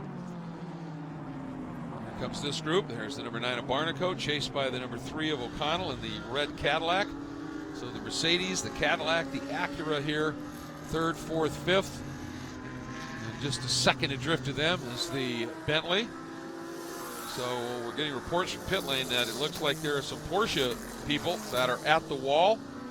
We'll see what happens here. What do you think? Do you think Long at this stage? I don't think so. Yeah. I mean, you're going to go down a what I lap, thought too, and if but it suddenly goes yellow, you're going to be pinned that lap down. It might be one of the GT cars thinking about pitting. There's Long. He continues on, but where is Spencer? He suddenly dropped off. I think he got really held up in traffic, and he still is. He's behind Pappas Pappas, who's now gone down a lap, so I'm sure going in they were just hoping that Tim could maybe keep on that lead lap. You know that Jerome's going to do a mega job when he gets behind the wheel. He loves this racetrack. Tim Pappas currently running in the 6th position in the Pro-Am category. That Mercedes has shown tremendous pace. The Black Swan Racing team done a great job with that car, did a lot of testing, and really got it dialed in. Tim is really happy with his car and the whole effort. Boy, but this is and a huge opportunity for Long at this stage. And the 88 is in, and the Brill stepping out. Adderley Fong, the full season driver, will be climbing on board. Like to change the tire pressures here. Should be a really easy, no pressure on the driver change, because there's 60 seconds you have to be in pit lane, but this is a very short pit lane, so it gives you a lot more time to get that driver change done. And only the driver exiting the car can help the driver getting into the car do the change. Andrew Davis now jumping in, taking over. Great stint by John Potter there. Yeah, it was. Best Start Award. Best Start Award, and Andrew Davis, of course, his full season gig is in an Audi in another series, so having an opportunity here. Getting reports that the 6 K-Pax McLaren, Brian Sellers, down into the pits. Boy, and look at the margin that Long has now. This is getting trapped behind Pappas for a while. That cost 3 seconds for Spencer. They're going to get to the point with that 58 machine that even if he pits, he's going to stay on the lead lap of everyone, bar maybe Spencer if he stayed out. You know what I mean? Because of the gap that he's now establishing. He's got 11 seconds over Morad, so with a 60-second hold or 60-second pit lane delta and a 52-second lap, he could probably pit and stay on the lead lap with everyone, bar Spencer if Spencer stayed out there. So not such a gamble when you get to that point. Yeah. Well, Wright Motorsports, they just have really, really hit on superb setups on this car, haven't they, all season long? They've got this platform working very, very well, and then they execute strategy pretty well, too. Yeah, and the car's just good, a bit like the Mercedes. It doesn't seem to have any weak tracks, with different categorization of track here to what we were at VIR and Canadian Tire Motorsports Park. But the Porsche just seems to has a nice wide range in terms of where it works. So just like the Mercedes seems to be strong every weekend, and that's what you need to be strong for a championship, of course. And with the engine in the GT3R right over the back when you need heat in those rears, it's there for you. He had it at the beginning, didn't he? He sure did. That long was hot. Down the hill we go, watching Cooper in the Vector Blue Cadillac, and again, staying out. Here comes Barnico. So Perrin, who's had a couple of struggles these past couple of SprintX weekends. I say that, they rebounded with that podium on day 2 at VIR, but an accident there and another one in the last race we competed in at Canadian Tire Motorsports Park, where the 31 car got into Barnico.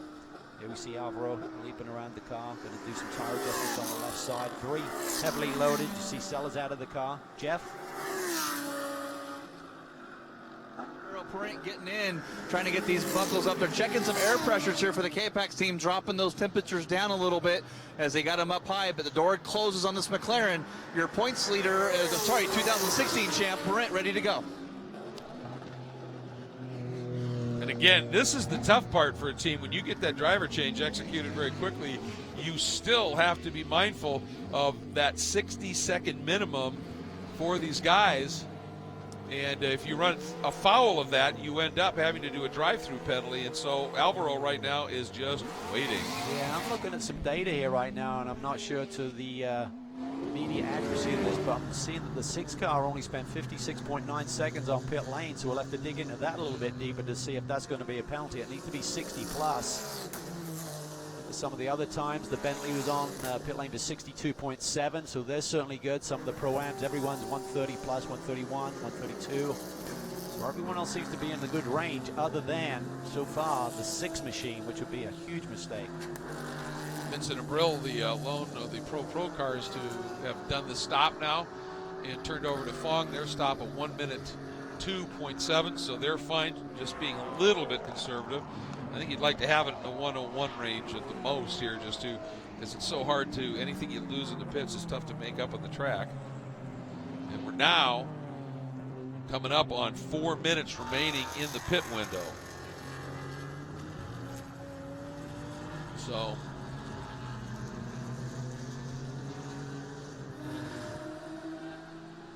think the 78 has done, that is the team, that's the Pro-Am of the two Bentleys. And Yufeng Loa has gotten out of the car, and Andre Coutu is now behind the wheel. Another great addition. And they're going to be coming pretty soon. I mean, we've only got just under 4 minutes left in this pit stop window. You've got to be in pit lane with 25 on the board. That's the thing around this track is 3 minutes is what, 5 laps? So you know, but you have also, to be timing. Oh! We talk about yellows. The 8 car here. It's Adderley Fong. We'll go over see if we can catch what happened here. Oh, did he get help? 77 car was really close.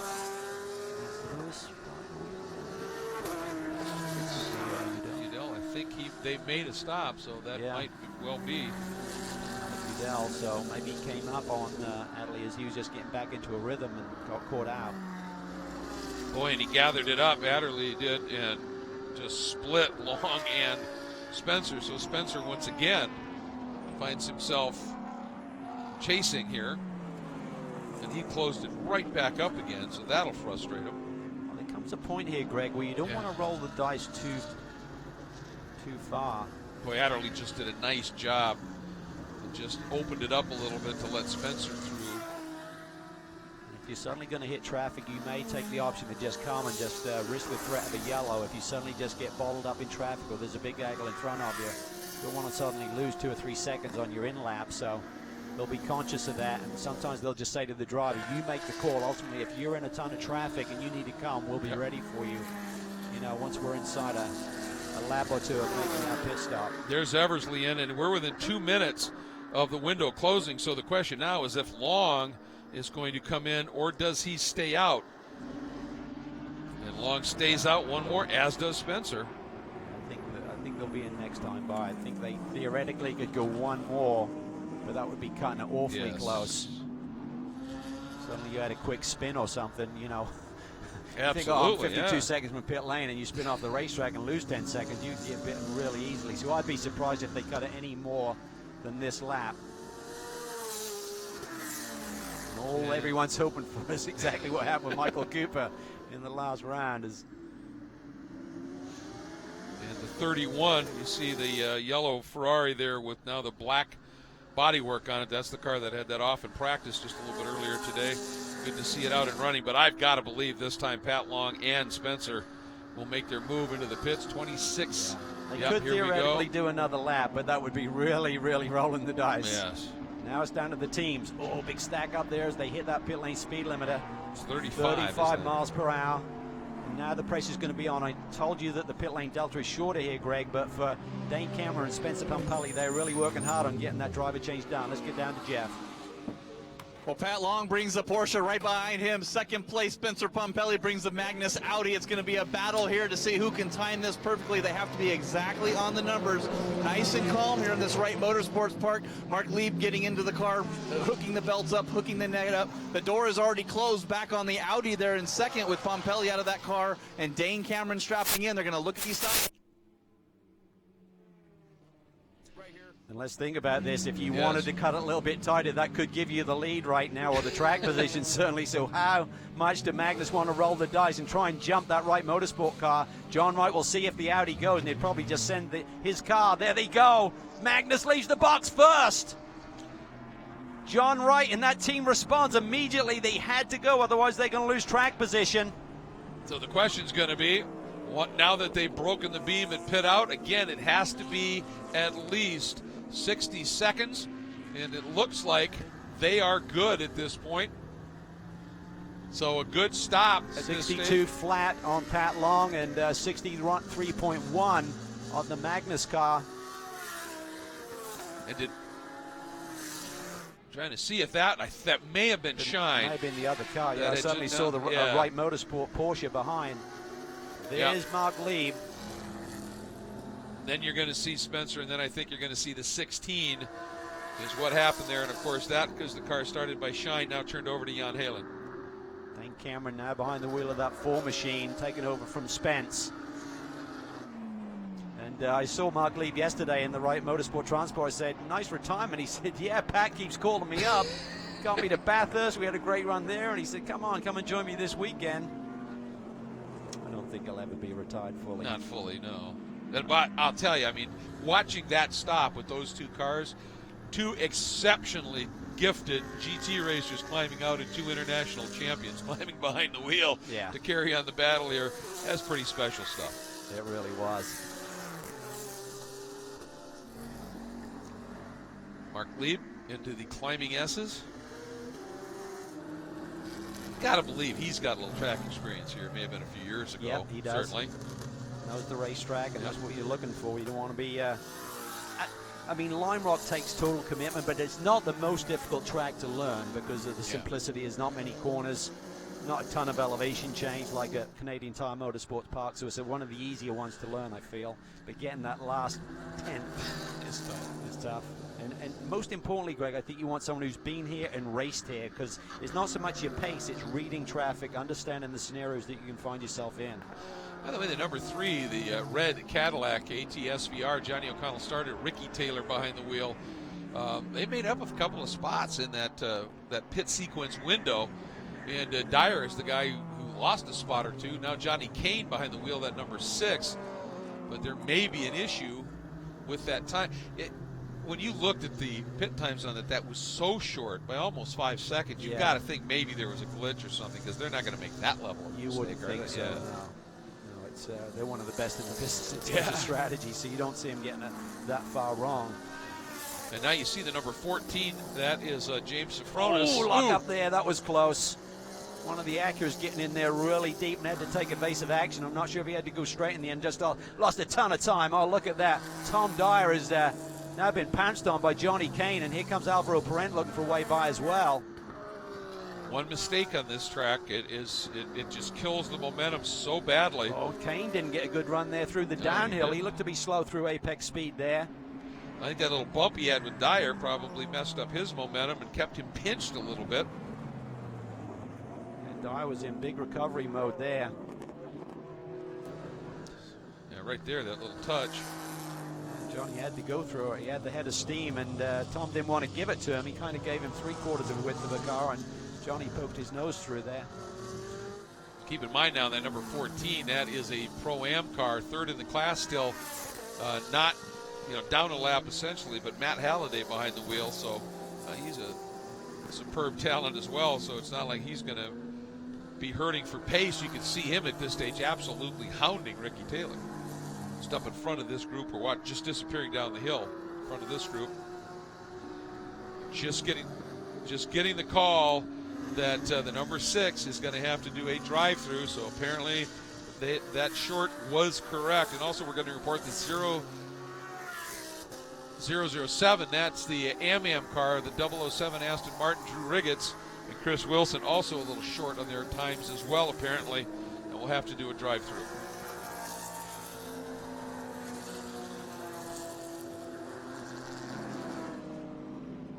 Oh, and the number 3, that's Ricky Taylor running in the 5th spot. Has had it off, and again, there has been a lot of rain here in the last couple of days, and you drop a wheel, you're on the grass, and it is wet. There's damage to that right rear, Greg. Yep. That looks like it's askew. It sure does. Here's what happened, Cal. Ooh. Oh, got the bump from Matt Halliday. And there, yeah, once you're there. Yeah, you just throw the ride. Not a brutally hard hit, but a hard hit. Boy, and that'll be, that's obviously Johnny O, the driver who started that car, full season competitor going for the overall championship. He's not going to be happy about that, that's not for sure. At all. Not at all. This is good for Dane Cameron because he's going to have a bit of a reset now, and it helps these guys out by serving that penalty. Hopefully they got in, and we're still green, I guess, so no problem in terms of serving the penalty right now. If he can't get going, I think the number 3, I don't see how we don't go full course caution, because everything right now on this track off is an impact area because of how wet the grass is. Yeah, just trying to see if this car did go down a lap. I think Kane, wait and see. Kane may have stayed on the lead lap. Boy, that would be huge. There's a relatively short pit lane delta here, Greg, so that saves you a little bit with a drive-through. And if they get a reset, a stack up with a safety car needing to be deployed. Here's a look at the number 14 of Halliday.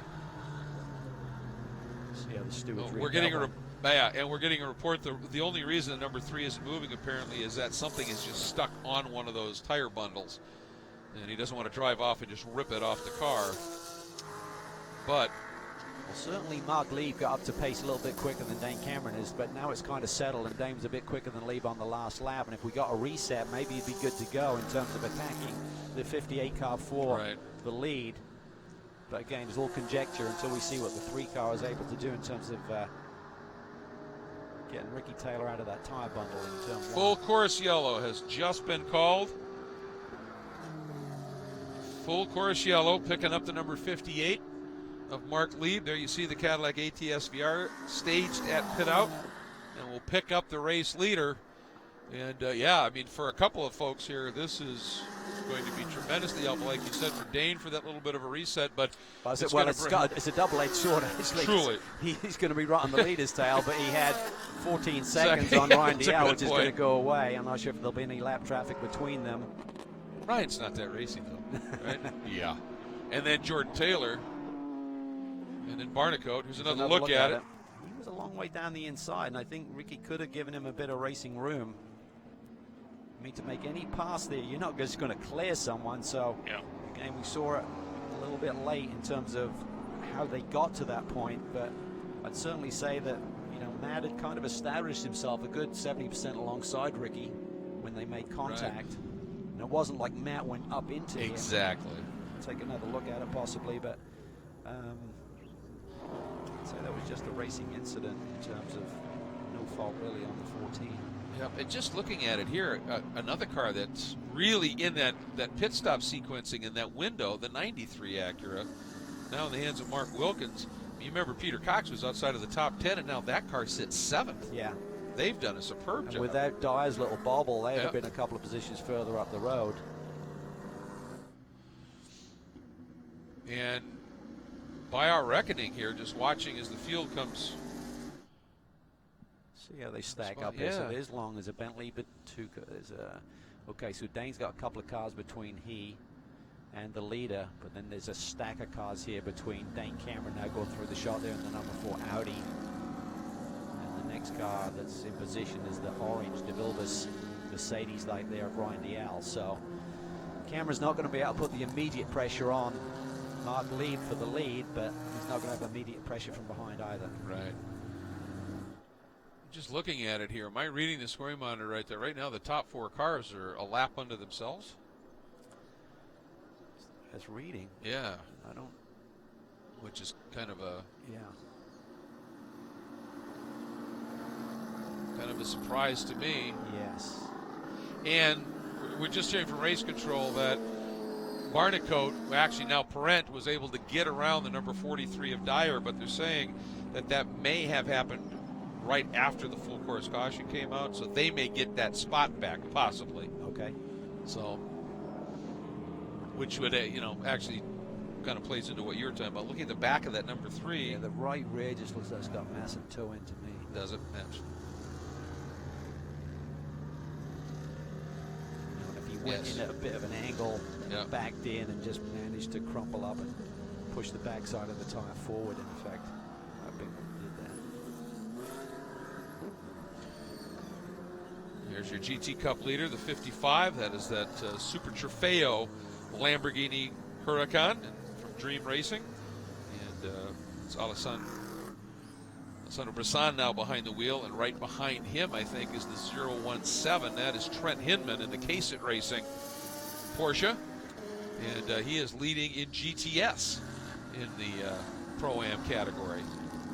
Thinking about it, that's where Ricky got hit as well from the 14 car would have been in the right rear corner. That's a very good point. That may have been more the... So still 14 and a half minutes left on the clock in this 60-minute event. So with the 3 car out and with the pace car having the leader right behind it, I would think as soon as they get the 3 car in a safe place, you got to be able to go back to racing.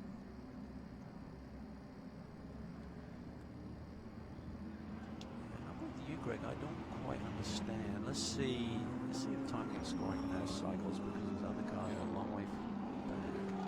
Yeah, that's Taylor. There's Barnacle. No, they're starting to click They're through. starting to click yeah, through. Yeah, so timing and scoring just had a slight delay there. So right now we're showing the top 7 cars. Which makes a on the lot same more lap. sense because No, we it's saw the 8. 31 down a lap. And Yeah. So Yeah. okay. A little bit of a reset there. There you see the crabbing. Yeah, the right Oh, rear boy. is done. Yeah. So that's why he's crabbing down the road like that. It's broke. It would be cool other than the fact it's under green flag racing. Yeah. Exactly. Frustration, I am sure, certainly for Ricky, for the moment, but for Johnny O as well. Johnny O came in here in the SprintX points. He and Ricky Taylor in the top 5 in the SprintX points. But really, I think for those full season guys, it's more a factor of the overall championship. And Johnny was 6th coming in here. Now he was down a little bit on the point count, but still certainly well in the hunt with a lot of racing yet to go. This is not going to help. No, because his teammates are having a really strong sort of period right now. I'd hate to call it the middle of the year because we're not quite there yet, but he's had a few good rounds. So Yes, Cooper suddenly vaulted up the championship and leads the SprintX chase right now. 2nd in the overall combined. Yeah, and the sort of season that the 58 car is putting together. I mean, Johnny O recognizes you can't afford to have any misstep along the way. He's done it before in terms of coming back, but be another hole to dig his way out of as the Cadillac crew go to work. Can't really gain a lot right now in terms of just feeling the car out for tomorrow, really. I mean, fast lap will probably have been set for the game into position, so it's really about making sure the car is safe for tomorrow. I have to be honest, as we're listening to race control here, I missed who they were talking about, but they said it was reviewed, no action. I don't know that it was this and the number 14 Porsche incident, but based on what you were talking about, and lights out coming on the safety car, we're going to be going green this time. It maybe they saw it the exact same way, and it was just more of a racing incident. And but at a certain point, when someone's kind of that far down, it's not like, from what I saw on that replay, it didn't look like Matt got up on the curb at that point. It was just a clout a lot earlier at that point, and I think Ricky needed to just give him a little bit more racing room. They can go side by side in there, and if Ricky can hold the outside, you eventually end up on the inside for the left-hander. So, as they said in the drivers' meeting this morning, you can go side by side around this racetrack and have great racing, but you got to give each other a little bit of breathing room, and there just wasn't enough there for both cars to survive turn 1. all right. Field is at the bridge and just getting the report. Here you see it, the ATS VR Cadillac, lights out on our safety car. And this time, Mark Lieb going to bring him down the hill. And a couple of cars between he and second place, Dane Cameron, in the number 4 Magnus Audi, as we get this one going with almost exactly 11 minutes left on the clock. Green flag flies, and there's the explosion, and what a run by the number 16 of Jan Halen. Yeah. He's down, yep. That's going to hurt. That's going to be a great wingman for Pat Long because Halen slid inside of Dane Cameron, and that's going to protect Pat Long, the sister car from Wright Motorsports. Again, Halen coming from a lap down with that 92nd hole for the Pro-Am cars. They're going to go down an extra lap for all of the Pro entries typically around this short racetrack. Yep. It was interesting in the touring car race that Dane ran earlier. He took advantage of a great opportunity on a restart and played it beautifully. But this time, I'll tell you that Jan Halen read that absolutely beautifully. Yeah, he's fired up. He's always ready to go. That's true. He's got that thumb underneath his chin and full attack mode. Mark Lieb, reigning world champion in LMP1 and Le Mans winner. Talk about turnkey. He just slid in there like it's Pat Long or Jörg Burgmeister behind the wheel. Exactly. Not a misstep and into the rhythm of the race immediately. Yeah, those Porsche factory drivers. You just plop them into a Porsche and it's just like, yep, we're there. There is Dane. Then I believe, just want to confirm this here. Tell you what, Jan Halen, leading the Pro-Am. he sure is. Yeah, he was able to get around Ricardo Sanchez the 75 car. And I don't know whether they were able to do that in the pit stop itself, but yeah, that car's leading right now in Pro-Am. Still a lap down to the overall leader, Pat Long, which is not what his goal is. He doesn't really care about that. It's getting the class victory, certainly. All right, now at what stage here as we look back through the field, and my eyes particularly in 14th overall right now, and Jerome Bleekemolen, at what point do we see that number 54 Black Swan Mercedes create a little bit of a gap, because inevitably the last 2 laps of the race, something purple generally appears with him as he goes fastest and pops right to the top. He certainly does. But the key is with the traffic that he's in, Greg, he's got to create enough space to be able to lay down his fast lap time versus the guy immediately in front of him. Well, I'll tell you, for Ryan Dial right now, he's got a GT Cup, that black Ferrari leading this queue, then an Am car in the Aston Martin. And look at this, just around the outside, Halliday swamps him, and beautiful read by Parent, and here comes Jordan Taylor up the inside, and suddenly Ryan Dial just lost 3 spots. Yeah, that's how just traffic can work against you here, and the momentum. It's all about momentum, and Ryan just didn't get through that chicane. It just really doesn't seem like the setup is right for that part of the racetrack. So Morad struggled early in the race, and Ryan to a certain degree as well. Precious positions he's losing, under pressure now from Tom Dyer. And there Danny Close just opens the door up, but at a certain point he's got to turn. He can't just run off the track. So that was, yeah, indeed it was, and it really bottled up Jordan Taylor right now. Baptism of fire for Danny Close in terms of learning this racetrack, and now learning how to race as one of the slower cars out there. Exactly. Just like you scream for mommy at this stage. It's like, I don't know what to do. Ooh, and look at the back of the 31 Ferrari. Did you see the rear wing on the back of the Nicolas Quiros TR3 racing car? Has been a front runner here. Big damage to the rear wing on that car. It's back in this queue a little bit. This is pretty wild there through West Bend. This is really showcases what Lime Rock can be all about in terms of the traffic stack.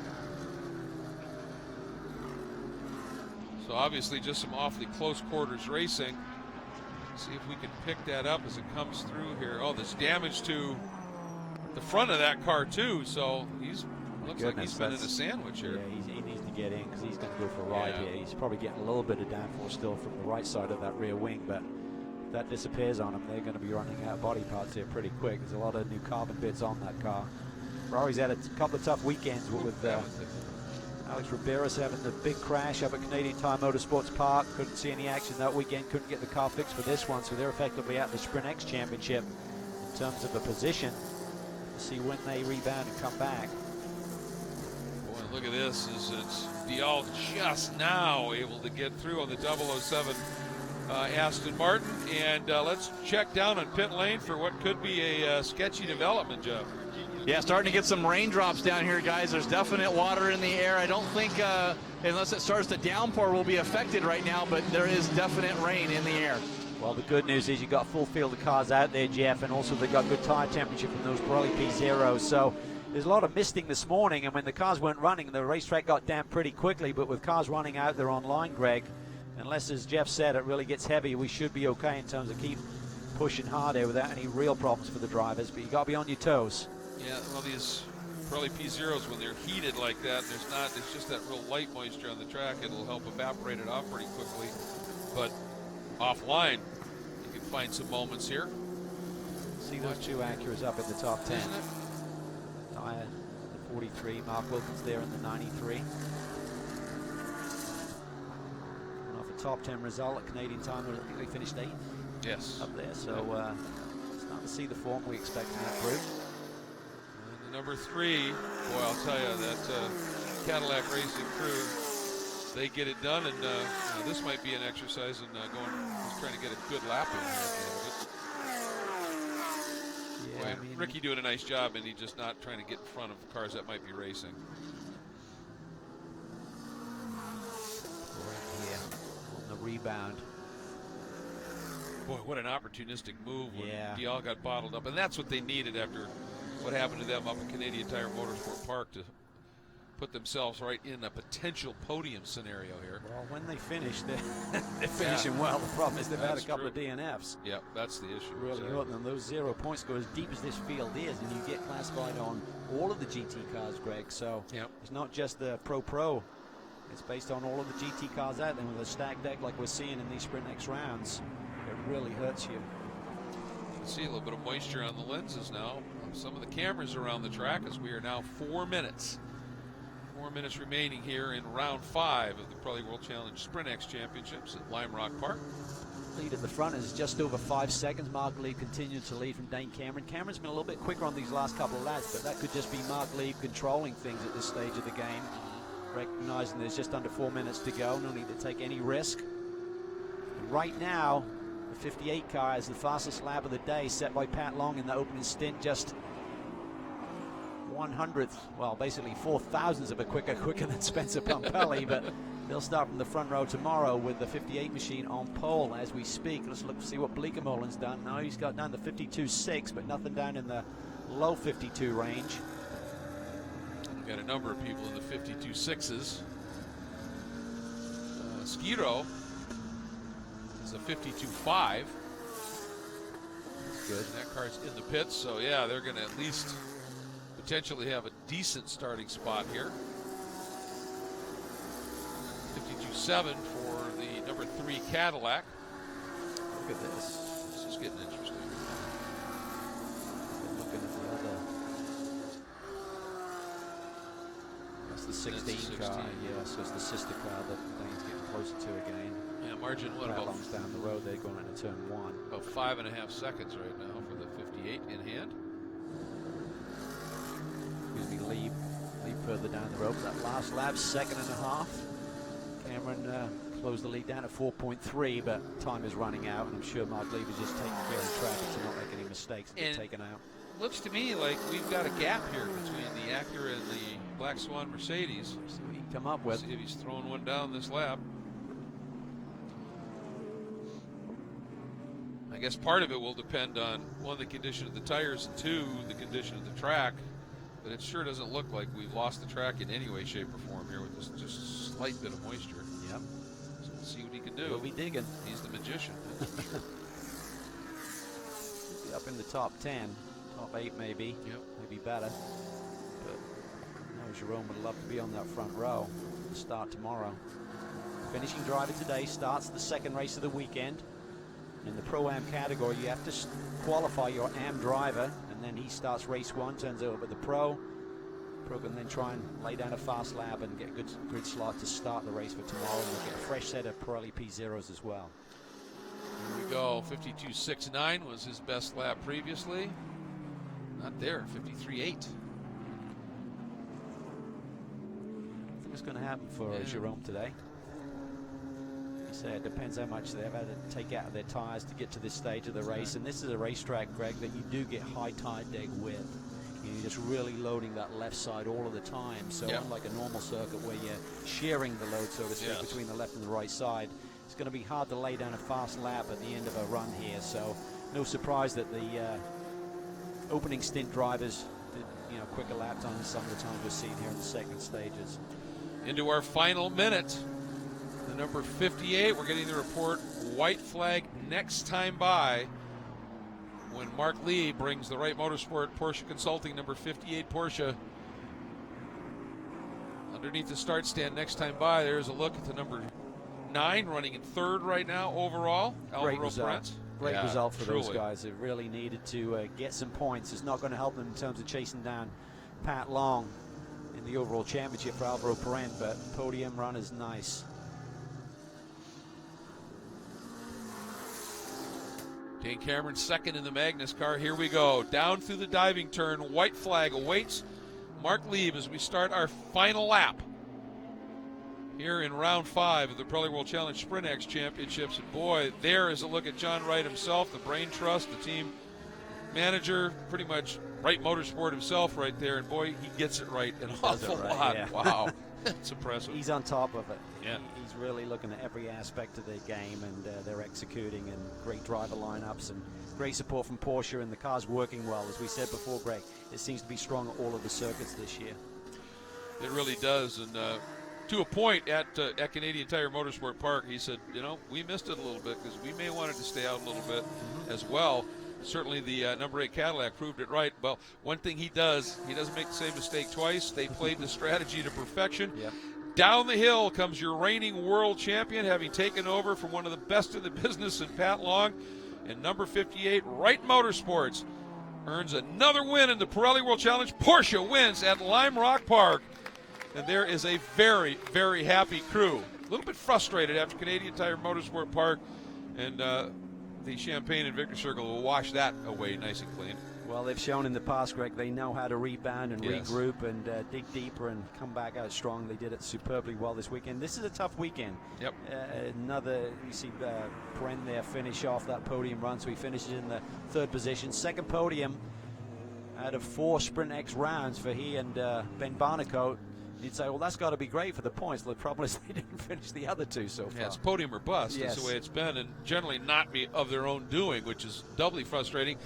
Can't say enough about Magnus Racing and Spencer Pumpelly. Just another sterling drive in the early Pumpelly was going, really strong, and really a strong smart today. drive by Dane Cameron. Yeah, I mean, he just got bottled feeling up his in feet. traffic a little bit. Yeah, I mean, you get thrown into the deep Sure. end here with a car that you really don't have any, certainly no race time on. I think he did Right. a few test laps as a shakedown for his uncle, Steve Cameron, in an older version of the Audi at Sonoma, I believe. But just to come here, do a few laps on Tuesday, and get thrown in at the deep end. Yep. Well, and that's what I'm saying is that Dane's such a smart driver along with his talent is he got caught up in the traffic. Jan Halen was able to sneak around him, and Dane immediately said, don't do anything stupid. Let's get a podium here. And Dane now, his data book internally on this Audi R8 LMS is just pegged. He's going to soak it up tonight. They get a fresh set of Pirellis tomorrow. He'll start on the front row, I believe, alongside this man, Mark Lee, but he's not prone to making mistakes. Yeah, boy, no, not at all. What a tandem. Pat Long, Mark Lieb, and it ends up with a win here at Lime Rock Park. Jeff Lepper is down there and ready to go as your world champion in LMP1 climbs out of the Porsche. Big hug from Pat Long. Jeff? Well, down here with our race winners, Patrick Long, superb drive from the start for here with your teammate giving it over, able to finish it off. Yeah, it's extra special when you can race with a friend. Mark and I go back about 15 years. This is really great. Lime Rock's always been good to us. It's good for the 911. It's been a wild day with a lot of different weather conditions, but today was fun. It was like bull ring racing out there. 2, 3 wide. Spencer was great to battle with in the beginning of the race. He's a class act. Magnus Racing, that's good for them to be up on the podium. But today it was a day for the GT3R and Porsche. Well, Mark Lieb, you made that pit stop that killed the Audi, leave it, and you launched that Porsche out back into the lead. Great run for you. Yeah, it was great. I mean, Patrick did a really good job in the first stint because it was the whole stint under pressure with the Audi. And then we had a really good pit stop. I stayed in front, and then we just could pull the gap. I think he had some problems exiting the pit lane, so I had quite a good gap right after the restart of 3 seconds. And then car was just fantastic to drive, thanks to Ride Motorsport and Porsche. It's just a fantastic car, and I'm really happy today for Patrick, taking the points for the championship. Well, superb drive for you as well. Once again, Patrick Long, Mark Lieb, P1 here today. To steal a quote from Tom Milner, Mark is taking a vacation from his retirement and enjoying it immensely, I think. Big day for Wright Motorsports, Boy. getting the winning in the Pro-Am category as well with Jan Halen and Michael Shine. That's a nice sweep for them, no question. And, of course, Spencer Pumpelly, Dane Cameron with that great run for Magnus to second. And going back just to take a look in the GT Cup category, the number 55, Dream Racing Lamborghini Super Trofeo, winning that one. Alessandro Bressan doing a nice job there. So congratulations to them in the Am category in GT Cup. It's Joe Toussaint and Corey Friedman in the number 90. But now let's get down to our GT Pro-Am winning tandem, and what a drive they put in. Mike Shine starting, Jeff, and what a finish by Jan Halen. Well, of course, with Mike Shine starting off, you're able just to turn it over your co-driver. All he had to do was cruise for the lead that you had. Great run from you, Mike. Yeah, it was an easy job for me. I know if I give it to Jan, he's gonna do the hard work, and he did an awesome job passing the Nissan. So really happy for Jan, myself, and the rest of the team. Pat and Mark getting the win. That's a great job for the team, double win, and we got a good starting position tomorrow. Well, Jan Halen, you obviously took over in the Pro-Am category, but great wingman for Patrick Long and Mark Lieb as well there, running second. Yeah, it's all a lot easier when the car's good, Ride and Porsche just gave us, just a really good car today, and it was almost, it was just so much fun. It's always nice when you've got the speed and, just taking them off, and glad we got that first real win, for the team and for Mike, just really happy. Good points race as well, so looking forward to tomorrow. Well, how about that? Right Porsche, first in Pro, first in Pro-Am.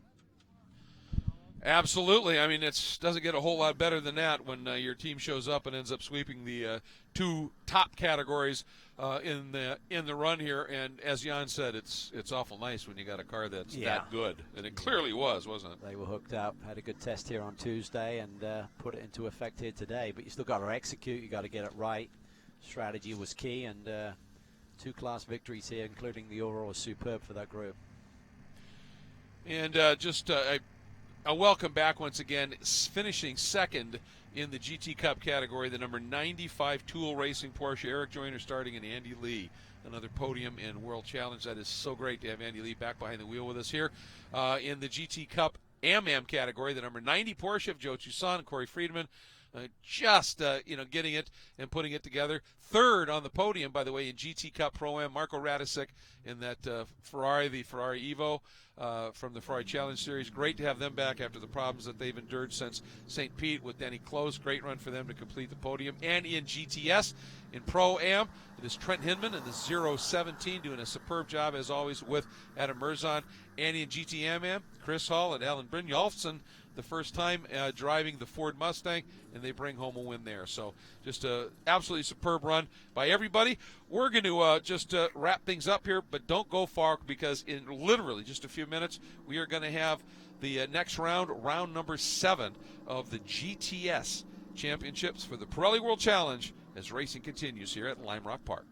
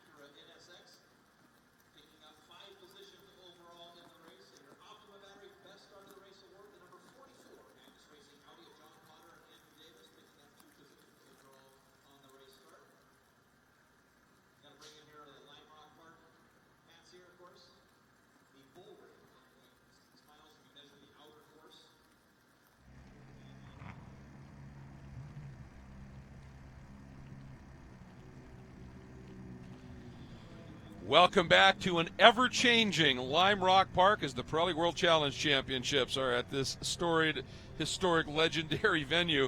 And we've seen everything, Cal. This looks like it looked this morning when we had mist coming in, rolling in over the beautiful green hills here. And just at the end of the SprintX race, which unfolded and finished just a little while ago, right near the end, we started to see this. In the middle of the race, we actually had some light rays of sunlight. It looked like it might be picking up and cleaning up just a little bit. But now this bit of moisture, you see even some of the cars now with windshield wipers on. And this GTS 7th round of the championship for the GTS and GTS-A cars, teams, and drivers. Looks like this one could be a bit interesting. Well, the difficulty is, Greg, is that they're on cold tires, and there's no real good way for them to generate any tire temp. And then when you got these kind of damp conditions, you can't load the tire and get the tire into its sweet spot. It's one thing if you're running and it starts to rain, you've already got that tire temperature built into it. But starting the race like this is the worst possible scenario for these guys, because it's not wet enough to put wet, groove tires on, and you're just going to have to tread carefully and just gradually build that tire temp. Work the brake pedal right now, try and generate some heat up through the uprights, and just do whatever they can to help the cause. In qualifying, Martin Barkey getting his second pole of the season. He was on pole for the 5th round at Canadian Tire Motorsport Park, and on pole here for the 7th round. Ian James actually topped the qualifying session for a large chunk of it, ended up second, so continuing to see tremendous improvements in the Panos Avezzano GT coming from Team Panos Racing, very close to the Mantella Autosports Expo. Yeah, really a nice job by that group. Felt that they didn't have enough downforce to be truly competitive at the last round of the championship. Feel they're a lot more in their sweet spot here, and they've worked on the car since last weekend. So just nice gradual progress by that group. Very experienced, great team there, led by Tom Milner and the whole Panos team. Some good boys on that group to really work hard and give Ian what he needs. And a guy that I think, if he'd not been caught up in an incident completely of his own doing at Canadian Tire Motorsport Park, Rodrigo Baptista, who has had a tough luck run this season, but has shown superb speed in that number 3, third in the line here, qualified third for the Flying Lizard Motorsports in the Porsche Cayman GT4 Club Sport MR. Rodrigo Baptista, good qualifying run here, and I think that Porsche in these conditions could be pretty solid. Yeah, he's a real talent, and he sits 6th in points right now, but without the DNF, so you'd certainly been right up there in the top 3. Lawson would continue to lead, as he does right now by a healthy margin based on a run of podiums that is 6 in a row without a victory. But I think the last round we saw at the Canadian Tire Motorsports Park was probably as competitive as we've seen them, so they continue to learn with that Camaro. I thought they were going to be good here, but in qualifying, not where they want to be, 6 on the grid. But in these type of conditions, that's where the experience is going to show. And he's certainly proven to be a master of making the right moves and getting that car into podium positions. Oh, for sure. The number 8 of Anthony Mantella and the team Mantella Autosport Crossbow qualified 4th. Best qualifying of the season. You knew it was coming for Nate Stacey in the number 14 Flying Lizard, the green and black Flying Lizard liveried car. Just in front of Lawson Aschenbach. And then fastest of the AM qualifiers, a guy who was absolutely flying at CTMP, Mark Clennon in his tender belly McLaren, 7th overall. Great qualifying run for Mark. Yeah, really good. He's really starting to find his feet in that McLaren as well. It's going to be an interesting little battle here, because Anthony Mantella and Baptista had a pretty nice little battle going on at Canadian Tire Motorsports Park, a little bit of argy-bargy, and they sit there side by side on row 2 of this grid. I'm curious to see if they got a single file start here because of these damp conditions, possibly. Well, we just got a report from race control that the race will start, the clock will start this time by start finish, but the pace car is staying out because of these conditions to give them a little bit more time. The question is I'm not sure what tires they were on. And I mean, this was a very quick turnaround coming on the heels of the SprintX race. At the time they probably went to pre-grid, it was dry. Yep. So they probably had I'm pretty slicks sure they'll on. be on slicks. Yeah, I would think so too. So we're just getting a report from pit lane that they believe everybody is on slicks here. So I think it's a smart move here to give them just a little bit more time here to... Cameras are not showing that much drizzle right now, so I'm not sure if it's easing up a little bit. That may be what they're hoping, is that it stops, so if they give them a lap or two here, additionally. By the way, there is a hard and fast 6 p.m. Eastern Time curfew at Lime Rock Park. We've talked about it before. There's a reason that the word park is at the end of the name of this track. It is in a park, and there is a 6 I thought you meant o'clock. they have to park it. That too. By 6 o'clock, you need to park it in the park, and so this race will be flagged by 6 p.m. So it'll end up being a little shorter than the normal window anyway.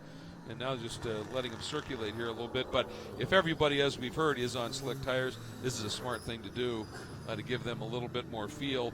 I just wanted to also give a shout out here to Tony Gaples. Didn't get the qualifying run he wanted, and again, sort of mirroring what Lasse Aschenbach did, which shows that maybe that Camaro is just not quite the right package for this track. But Tony, after some issues here and there during the year, missing a race completely as he gave the diff in his car to Lawson to be able to run. Tony has had a couple of really strong runs with a couple podiums and finds himself back in front in the championship. And great to see that for Tony, one of the most experienced competitors in the Pirelli World Challenge paddock and one of the biggest supporters of this series for a lot of years. Yep. A veteran, great guy, loves his racing, supports his team really strongly. Yeah, these guys might have ducked in and thrown some wets at this car. I think they did, and I think what maybe allowed them to do is they just finished the SprintX race in this car, and I think they ran back, got it, because I saw them after we stepped out of the booth here for just a minute, and they did a big sudden loop. I saw them come back out of the paddock. So they're going to have an advantage in starting on the hot tires. Yeah, exactly. Because it literally just finished. We didn't change tires. We're ready to go, but boy, that'll be interesting to see how that plays out. And again, it's Chris Hall, and Chris is a pretty savvy driver. It's a summer day in England, mate. Exactly. Put your shorts on and put your suntan lotion on. It's this good.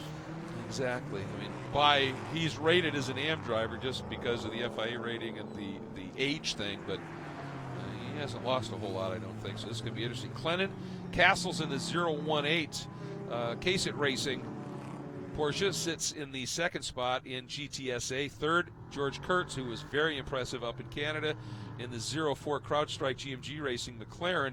And Alan Brynjolfsson in the 02 Volt Racing and Volt Lighting McLaren. Good run to fourth here as well. And Jason Bell, who of course started the season in the Racer's Edge Motorsports Sin R1, had that incident up at Canadian Tire Motorsport Park for the second straight race. Week. They're continuing that deal with ANSA Motorsports and running one of the crossbows. ANSA just really helping this team out. It's a competitor, but that's kind of the spirit you have in this paddock. And he did a nice job, I think, once again, Jason did. Unfamiliar car still, and in kind of sketchy conditions, and is doing what he needs to do because he comes in here still second in the points, only one behind Tony. Yeah. So it's that important. It is. You just got to, it's all about damage control, no pun intended, where he had the damage with his primary car to just try and grab some points. You can't afford to have 0 scores on the board. It's going to hurt you at the end of the day. So they're doing the right things, and he's done a nice job with an unfamiliar car.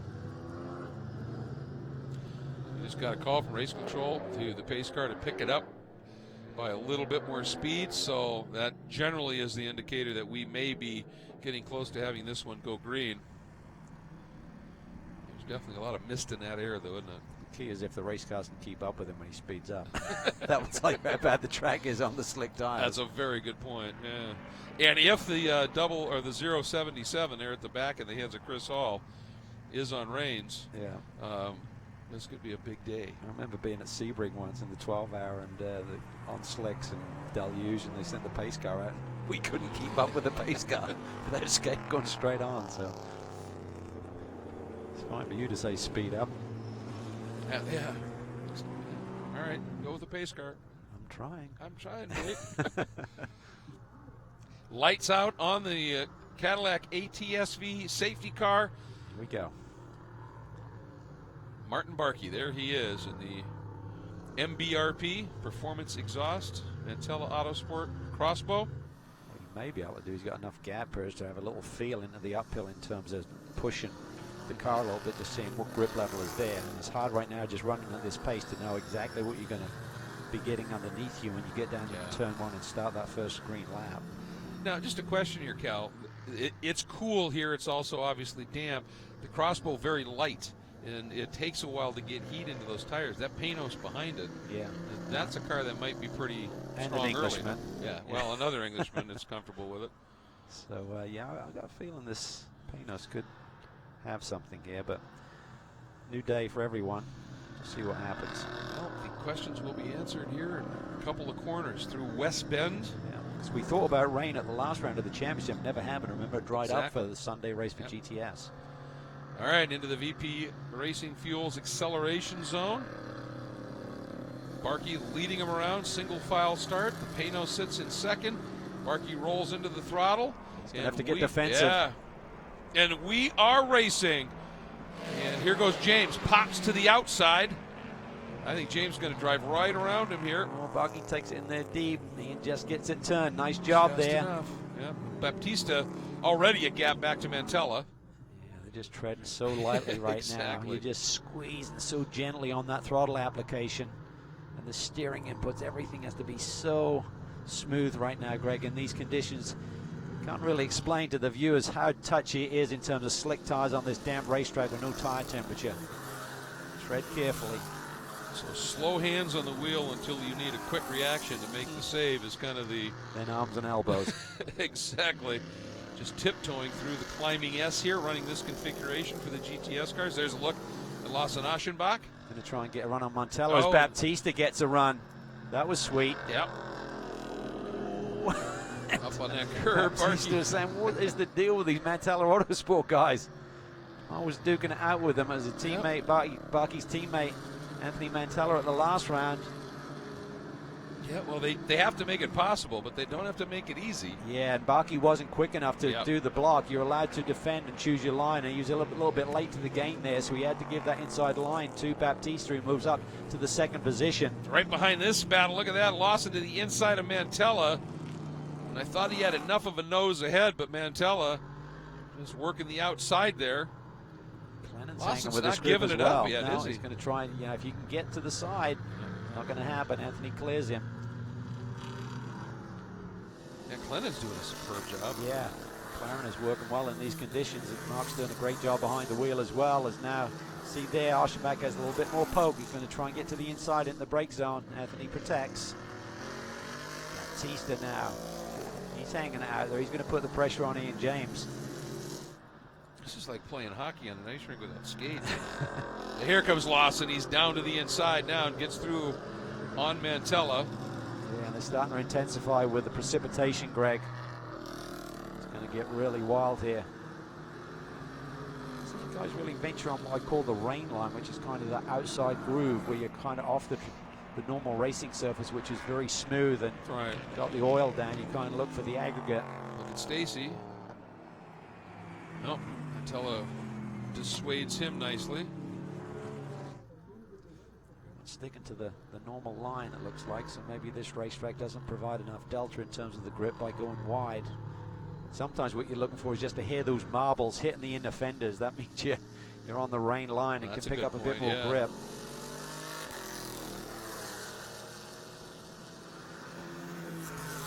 Baptista's really quick. It may just be his gear ratio or whatever, but he really scoots through with his lower speed up through the uphill. Back. All over the back of Barkey right now. This is for third. We talk about podium runs. Right now, Lawson moves up to the third spot. Here comes Chris Hall. He could really be making a statement here. He's on those wets compared to slicks for everyone. Well, feel good. Yeah, look at that run he got. Yeah. Just. You feel like Superman. Yeah, it looks like he gets a couple of them. Yeah, he could have a big day here. This is a nice move by that group. After making that decision there right at the back of the pack, just brought him in and threw some wets at it. Well, and why not roll the dice? Well, exactly. And he had just run. He was in that car, I think, at the end, had the knowledge of what the track conditions were like, and he may have said, "Hey, let's rain it up and roll the dice here." Look at this. Just getting better power down. Yep. Paul just set fast lap of the race by, well, I was going to say by a bunch, but actually James has a pretty good lap at this stage too. But Hall, with those he's running with right now, he's about 2-3 seconds a lap faster. Here he goes up to the inside of Barkey and Chris Hall in the Volt Racing. And No, it says Nano Pro IT on the side of the car, but it's really a Volt Lighting sponsored car, so we're going to give that team its due, making that last second move to give this chassis a try. Yeah, Dean Martin's here this weekend, though, supporting with the car. Yep, that's the Core Autosport there, the Core Motorsports, excuse me. Front of the pack is still tight between Ian James and Baptista. All now just turns a 1:06.3, fast lap of the race. He's going to be loving this. He's just got to be patient here, Greg. He's got plenty of time. Here's the thing, the second quick lap of the race right now is Baptista. He's having a very strong drive. He's got a lot of confidence. Talked to his engineer, Jim Bell, at length about him. He said he's the real deal. He's really smooth, really rates him. You can see him, the car's just getting twitchy on him, but he's doesn't seem to be fussed about it, just keeps digging a little bit deeper.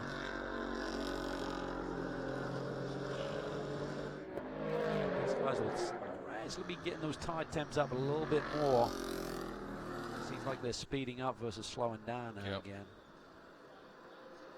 It doesn't look quite as misty or heavy on the camera shots here. It's a little bit more clear. Yeah, Ian just laid fastest lap of the race down. We'll have to see what Chris Hall does on the wets, but Ian laid down fastest lap. Yeah, Chris Hall now goes up to third. He's got around Oshenbach, just that fastest lap of the race. So I think this is Chris Hall's race to win potentially. There you see him in the background, so he's got to cover some ground. He's about 7-8 seconds back right now, but a big advantage on the wet tires.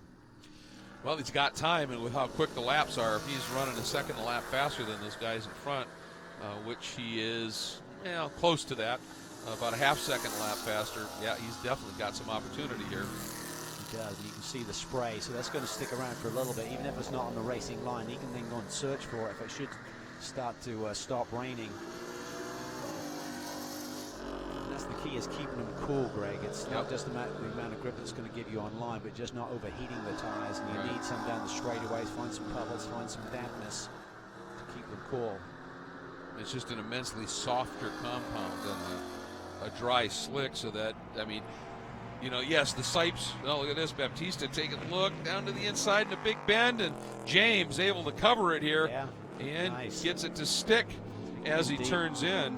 But yeah, you have the Sipes in the tires or the grooves to channel the water out, but you still need heat to make grip, and so these rain tires are so soft. Yeah, Chris Hall a couple of seconds quicker on that lap, though. He's 104.1, really yeah. There he is.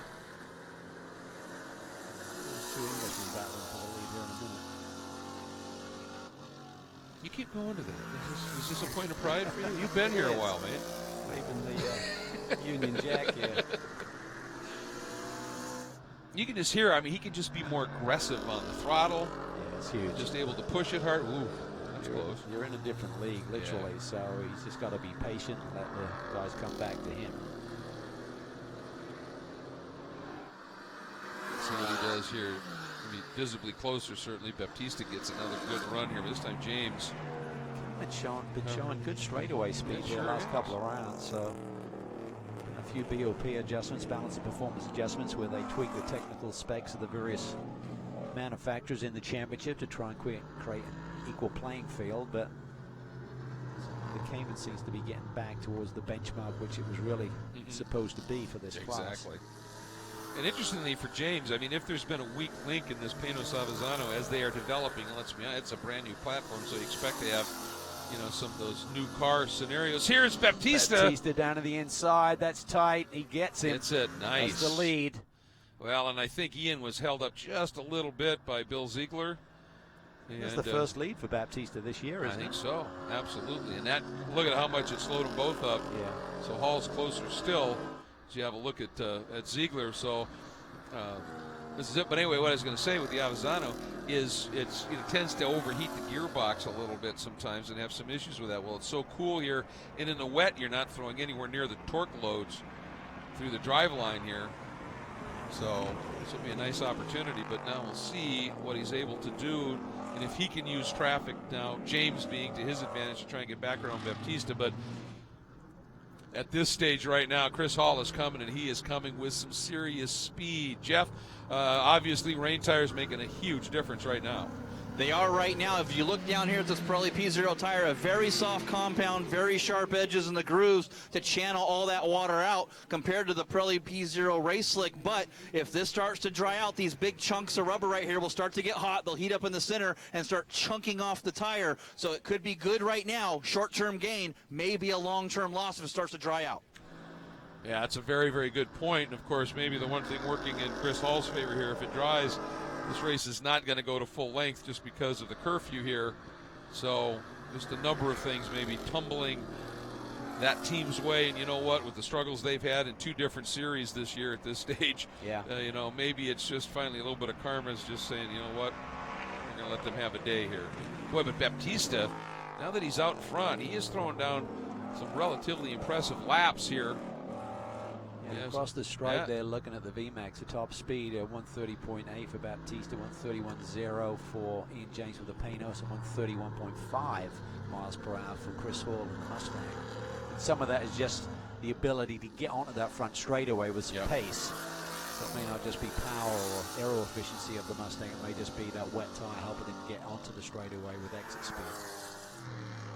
Yeah, absolutely. And the interesting scenario here, too, is we were talking about it, the lightweight nature of those crossbows. Here, we can see Barkey and Mantella 7th and 8th in the overall order right now.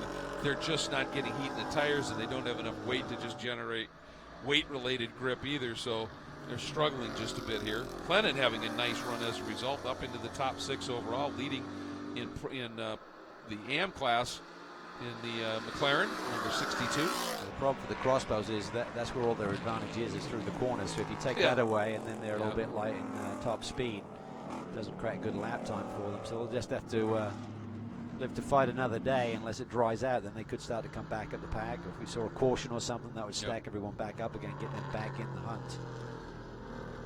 Chris Hall, very smart driver. And he's caught these guys, but he's not coming after them in just massive attack mode. And I think he's just trying to be very smooth on those reins.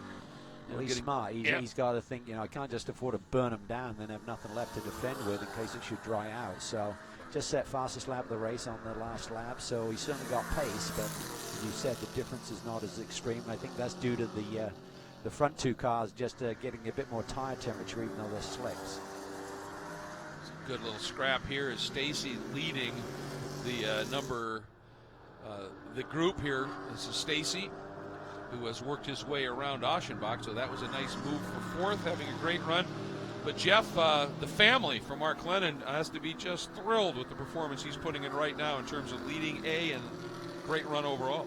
It is, and his wife Jamie Clinton does so much for charity with racingforpaws.net and a local rescue here with Rose here for the Super Paws and Furry Friends Pet Rescue. Tell us what we're doing here at Lime Rock this weekend. Well, I'm actually with Racing for Paws with Jamie in Colorado, and I'm here supporting her with, I don't even know what we do anymore. Well, anyway, we do the rescues and shelters and humane societies. We're an advocate for them. For the ones in Connecticut, we have Super Paws and Furry Friends that we're supporting in Connecticut this time.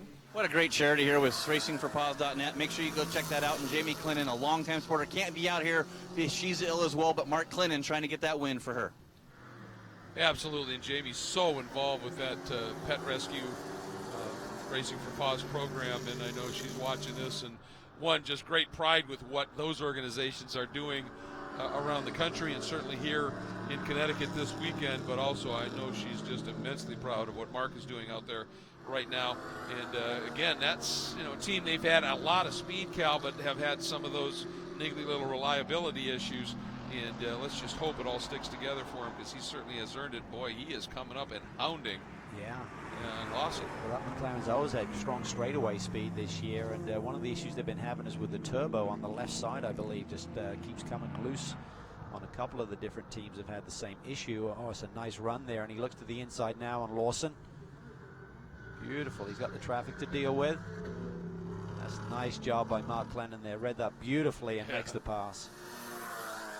Yep, he's doing a superb job this year. He doesn't always have the results as we've talked about, but it was just crushing at Canadian Tire Motorsport Park after a superb run to see that car just suddenly pull over. And just great to see her. But up front, look at this run here. Baptista doing a superb job right now. Yeah, and I tell you what, suddenly this racetrack looks a little bit drier. Last lap was the last lap by Rodrigo Baptista. So the slick tires now have the advantage. There's the crossover period right now, and if it doesn't start to get any more drizzle, Chris Hall may start to fade a little bit, as Jeff alluded to. Those blocks on the tire tread pan will start to overheat. Can't dissipate the heat. There's nowhere for it to go across the whole contact patch. It just gets wrapped up in those little blocks and blisters eventually. Baptista looks smooth. He's done a nice job. Yeah, we're certainly not seeing anywhere near as much spray off the tires. No. So this is where, if in Chris Hall's scenario, any opportunity you can, you're going to move offline, look for the dampest parts of the track. Yeah, absolutely.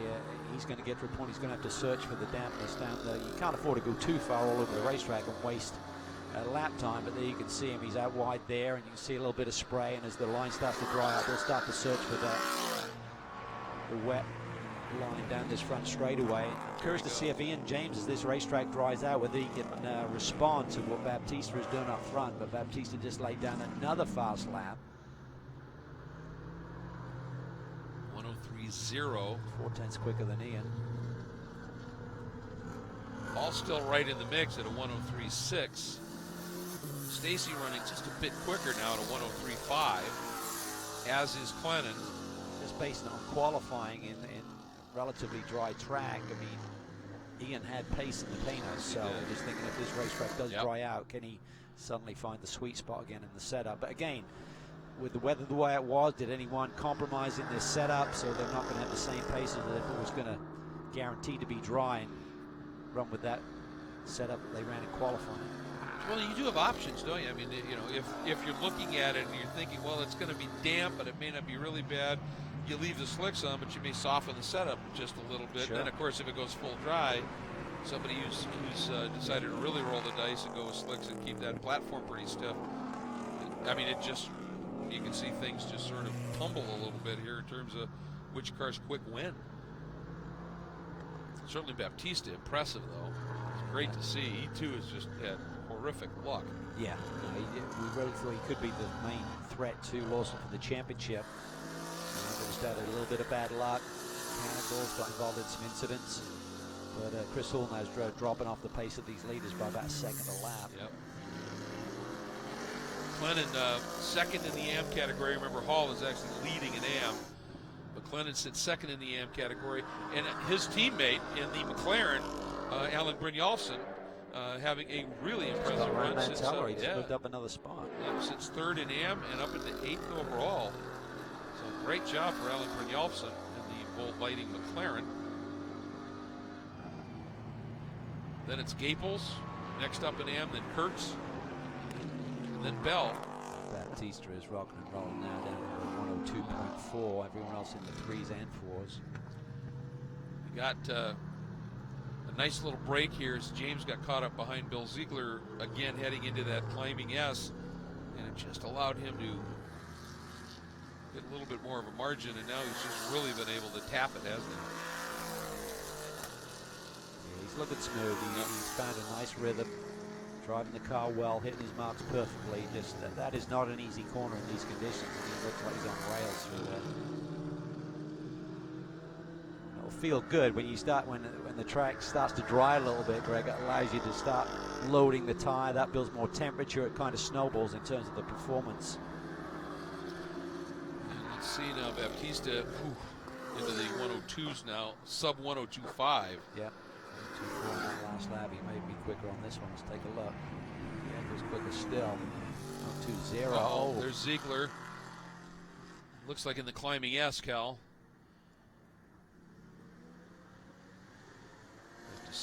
Yep. It's a tricky spot to get out of. It really You is. almost just need to reverse all the way back across the rail. Just gets a little bit right in front of Clennon. That was close. Did he clip him? He may have grazed that side panel on the McLaren. That was awfully close to taking Mark Clennon out as well. He's a bit in no man's land there. It's going to be tricky for him to reverse back across the path there. He needs help from the corner workers, and he's got to ensure that he's got life and he doesn't stall him as he's halfway across. We'll see what they opt to do here. By the way, I just wanted to clarify something. Jason Bell ran that Ansa Motorsports crossbow up in Canada, but the number 45 Chris Beaufait, who ran the red Sin R1 number 45 up in Canada, got out of that car, wasn't going to run here, and so they were able to put Bell behind the wheel of that car, just carried his number 2 over. So he's back in his more familiar mount. But again, I'm not sure in these conditions that Sin R1 is terrifically well suited here. It's kind of like the crossbow. It's got a little bit bigger engine in it, but it's still quite lightweight. And a 102 flat last time by for Baptista. So he's got that margin up to 3.5 seconds now over James as he's coming up in the back of George Kurtz. He's got to be worried about if they're going to go full course yellow here. 13 minutes on the board, so it's a long time to leave him. I think what Baptista would love to do is at least get by one of these cars in case they do go yellow. Then he's got the buffer to James. Good point. Yeah, if he could clear one of these cars or both of them, and then we get the caution, like you say, that would really help on a restart. He's got a call from pit lane that the crew told the pit lane official that Ziegler radioed in and said the car won't start. So interesting to see here if they think they can just leave this covered with a caution, or with a local yellow as they call it. Yep. Tough decision sometimes for these stewards to make. Absolutely it is. I think as the track's drying, they may feel there's less opportunity for someone to make a mistake, but if it was in the wet conditions and the guys slipping and sliding, it'd probably be an easier call to go full caution. Yep. Well, thus far, they just, from race control, we heard just make sure the workers have those yellows flying. So right now, but he was able to at least get it off track, Cal. That's big. Even if it wouldn't start, you can just coast it down the hill a little bit. Yeah, he's obviously had some life to get to that point, you would imagine, so maybe he just roll down the hill and find the opportunity to get back across the racetrack. Yeah, Chris Hall now has dropped off, as you pointed out, Cal, significantly. He's dropped back to almost 9 seconds adrift of James. And Nate Stacy is coming after him, and he's last lap, he was the better 2.5 seconds faster. Yeah, I think Chris Hall is a sitting duck unless we get some more drizzle here. There he is. That's the margin. You can see it. Hall just about to turn into Big Ben. Here comes Stacy, bringing Clennon with him. See what the margin is. And Stacy turns fast lap. Yeah. And then Clennon tips them both. Yeah, 6 seconds behind Chris Hall and eating into that. So let's see a couple of these Flying Lizard cars on the podium here by the checkered flag this afternoon. So the gamble for Chris Hall was working, and now it's backfired a little bit. It'd be nice for Flying Lizard, not just for the drivers who have had tough starts to the season, but for the crew, as they've endured an awful lot. And Darren Law and that crew, I'd like to see a smile on their face here. Not a rueful one, but a gleeful one. Yeah, we saw Nate sort of like start to find his feet a little bit at Canadian Tire Motorsports Park, and this would be another good progressive jump in performance. So a 101.8 for Stacy, a 101.7 fast lap for Clennon in the McLaren. It's kind of a reverse situation for Chris Hall. He's now got to be tippy-toeing in terms of throttle application, steering input. Don't overload the tire in the other direction, because you'll get the bite, but it's going to really just chew up on those tires. Down the front straight, you can see that dry lines there, and he's off to the right of it just a little bit, but as you said, just being so gentle. But Nate's coming. Yeah, it's big. He's just by big chunks, isn't he? Quickest on the last lap. Let's see what Nate did there. Yeah, he's what, 3.5 seconds quicker. But, okay, he may catch Chris Hall, but can not plan to catch Stacy with his pace. Yeah. Well, more importantly, in a way, is can Clennon catch Hall? Because that's the battle for GTS-Am. Oh. So that would be really interesting to see. I mean, Stacy's got him, but Clennon's running quicker. At least he has been the last couple of laps than Stacy, and he's only what, a couple of seconds adrift to Stacy on track right now. Chris is really struggling there. Yeah. You can just look at the run Stacy got there. There'll be a handful through that downhill. Stacy's got the run to the inside. Chris will probably just give it to him, I would think.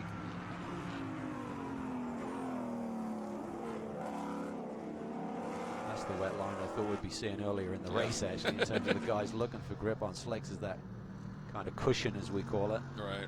There's literally, when you hear all the marbles and gravel kind of hitting the inner Bouncing fender, it's around. like, yeah, I'm on the rain line. This is good. Yeah. Just got a confirmation from race control now. Ziegler's been able to roll that car into an even safer position. Standing and so yellow. it is standing, and we will keep it covered with that yellow for the rest of the race.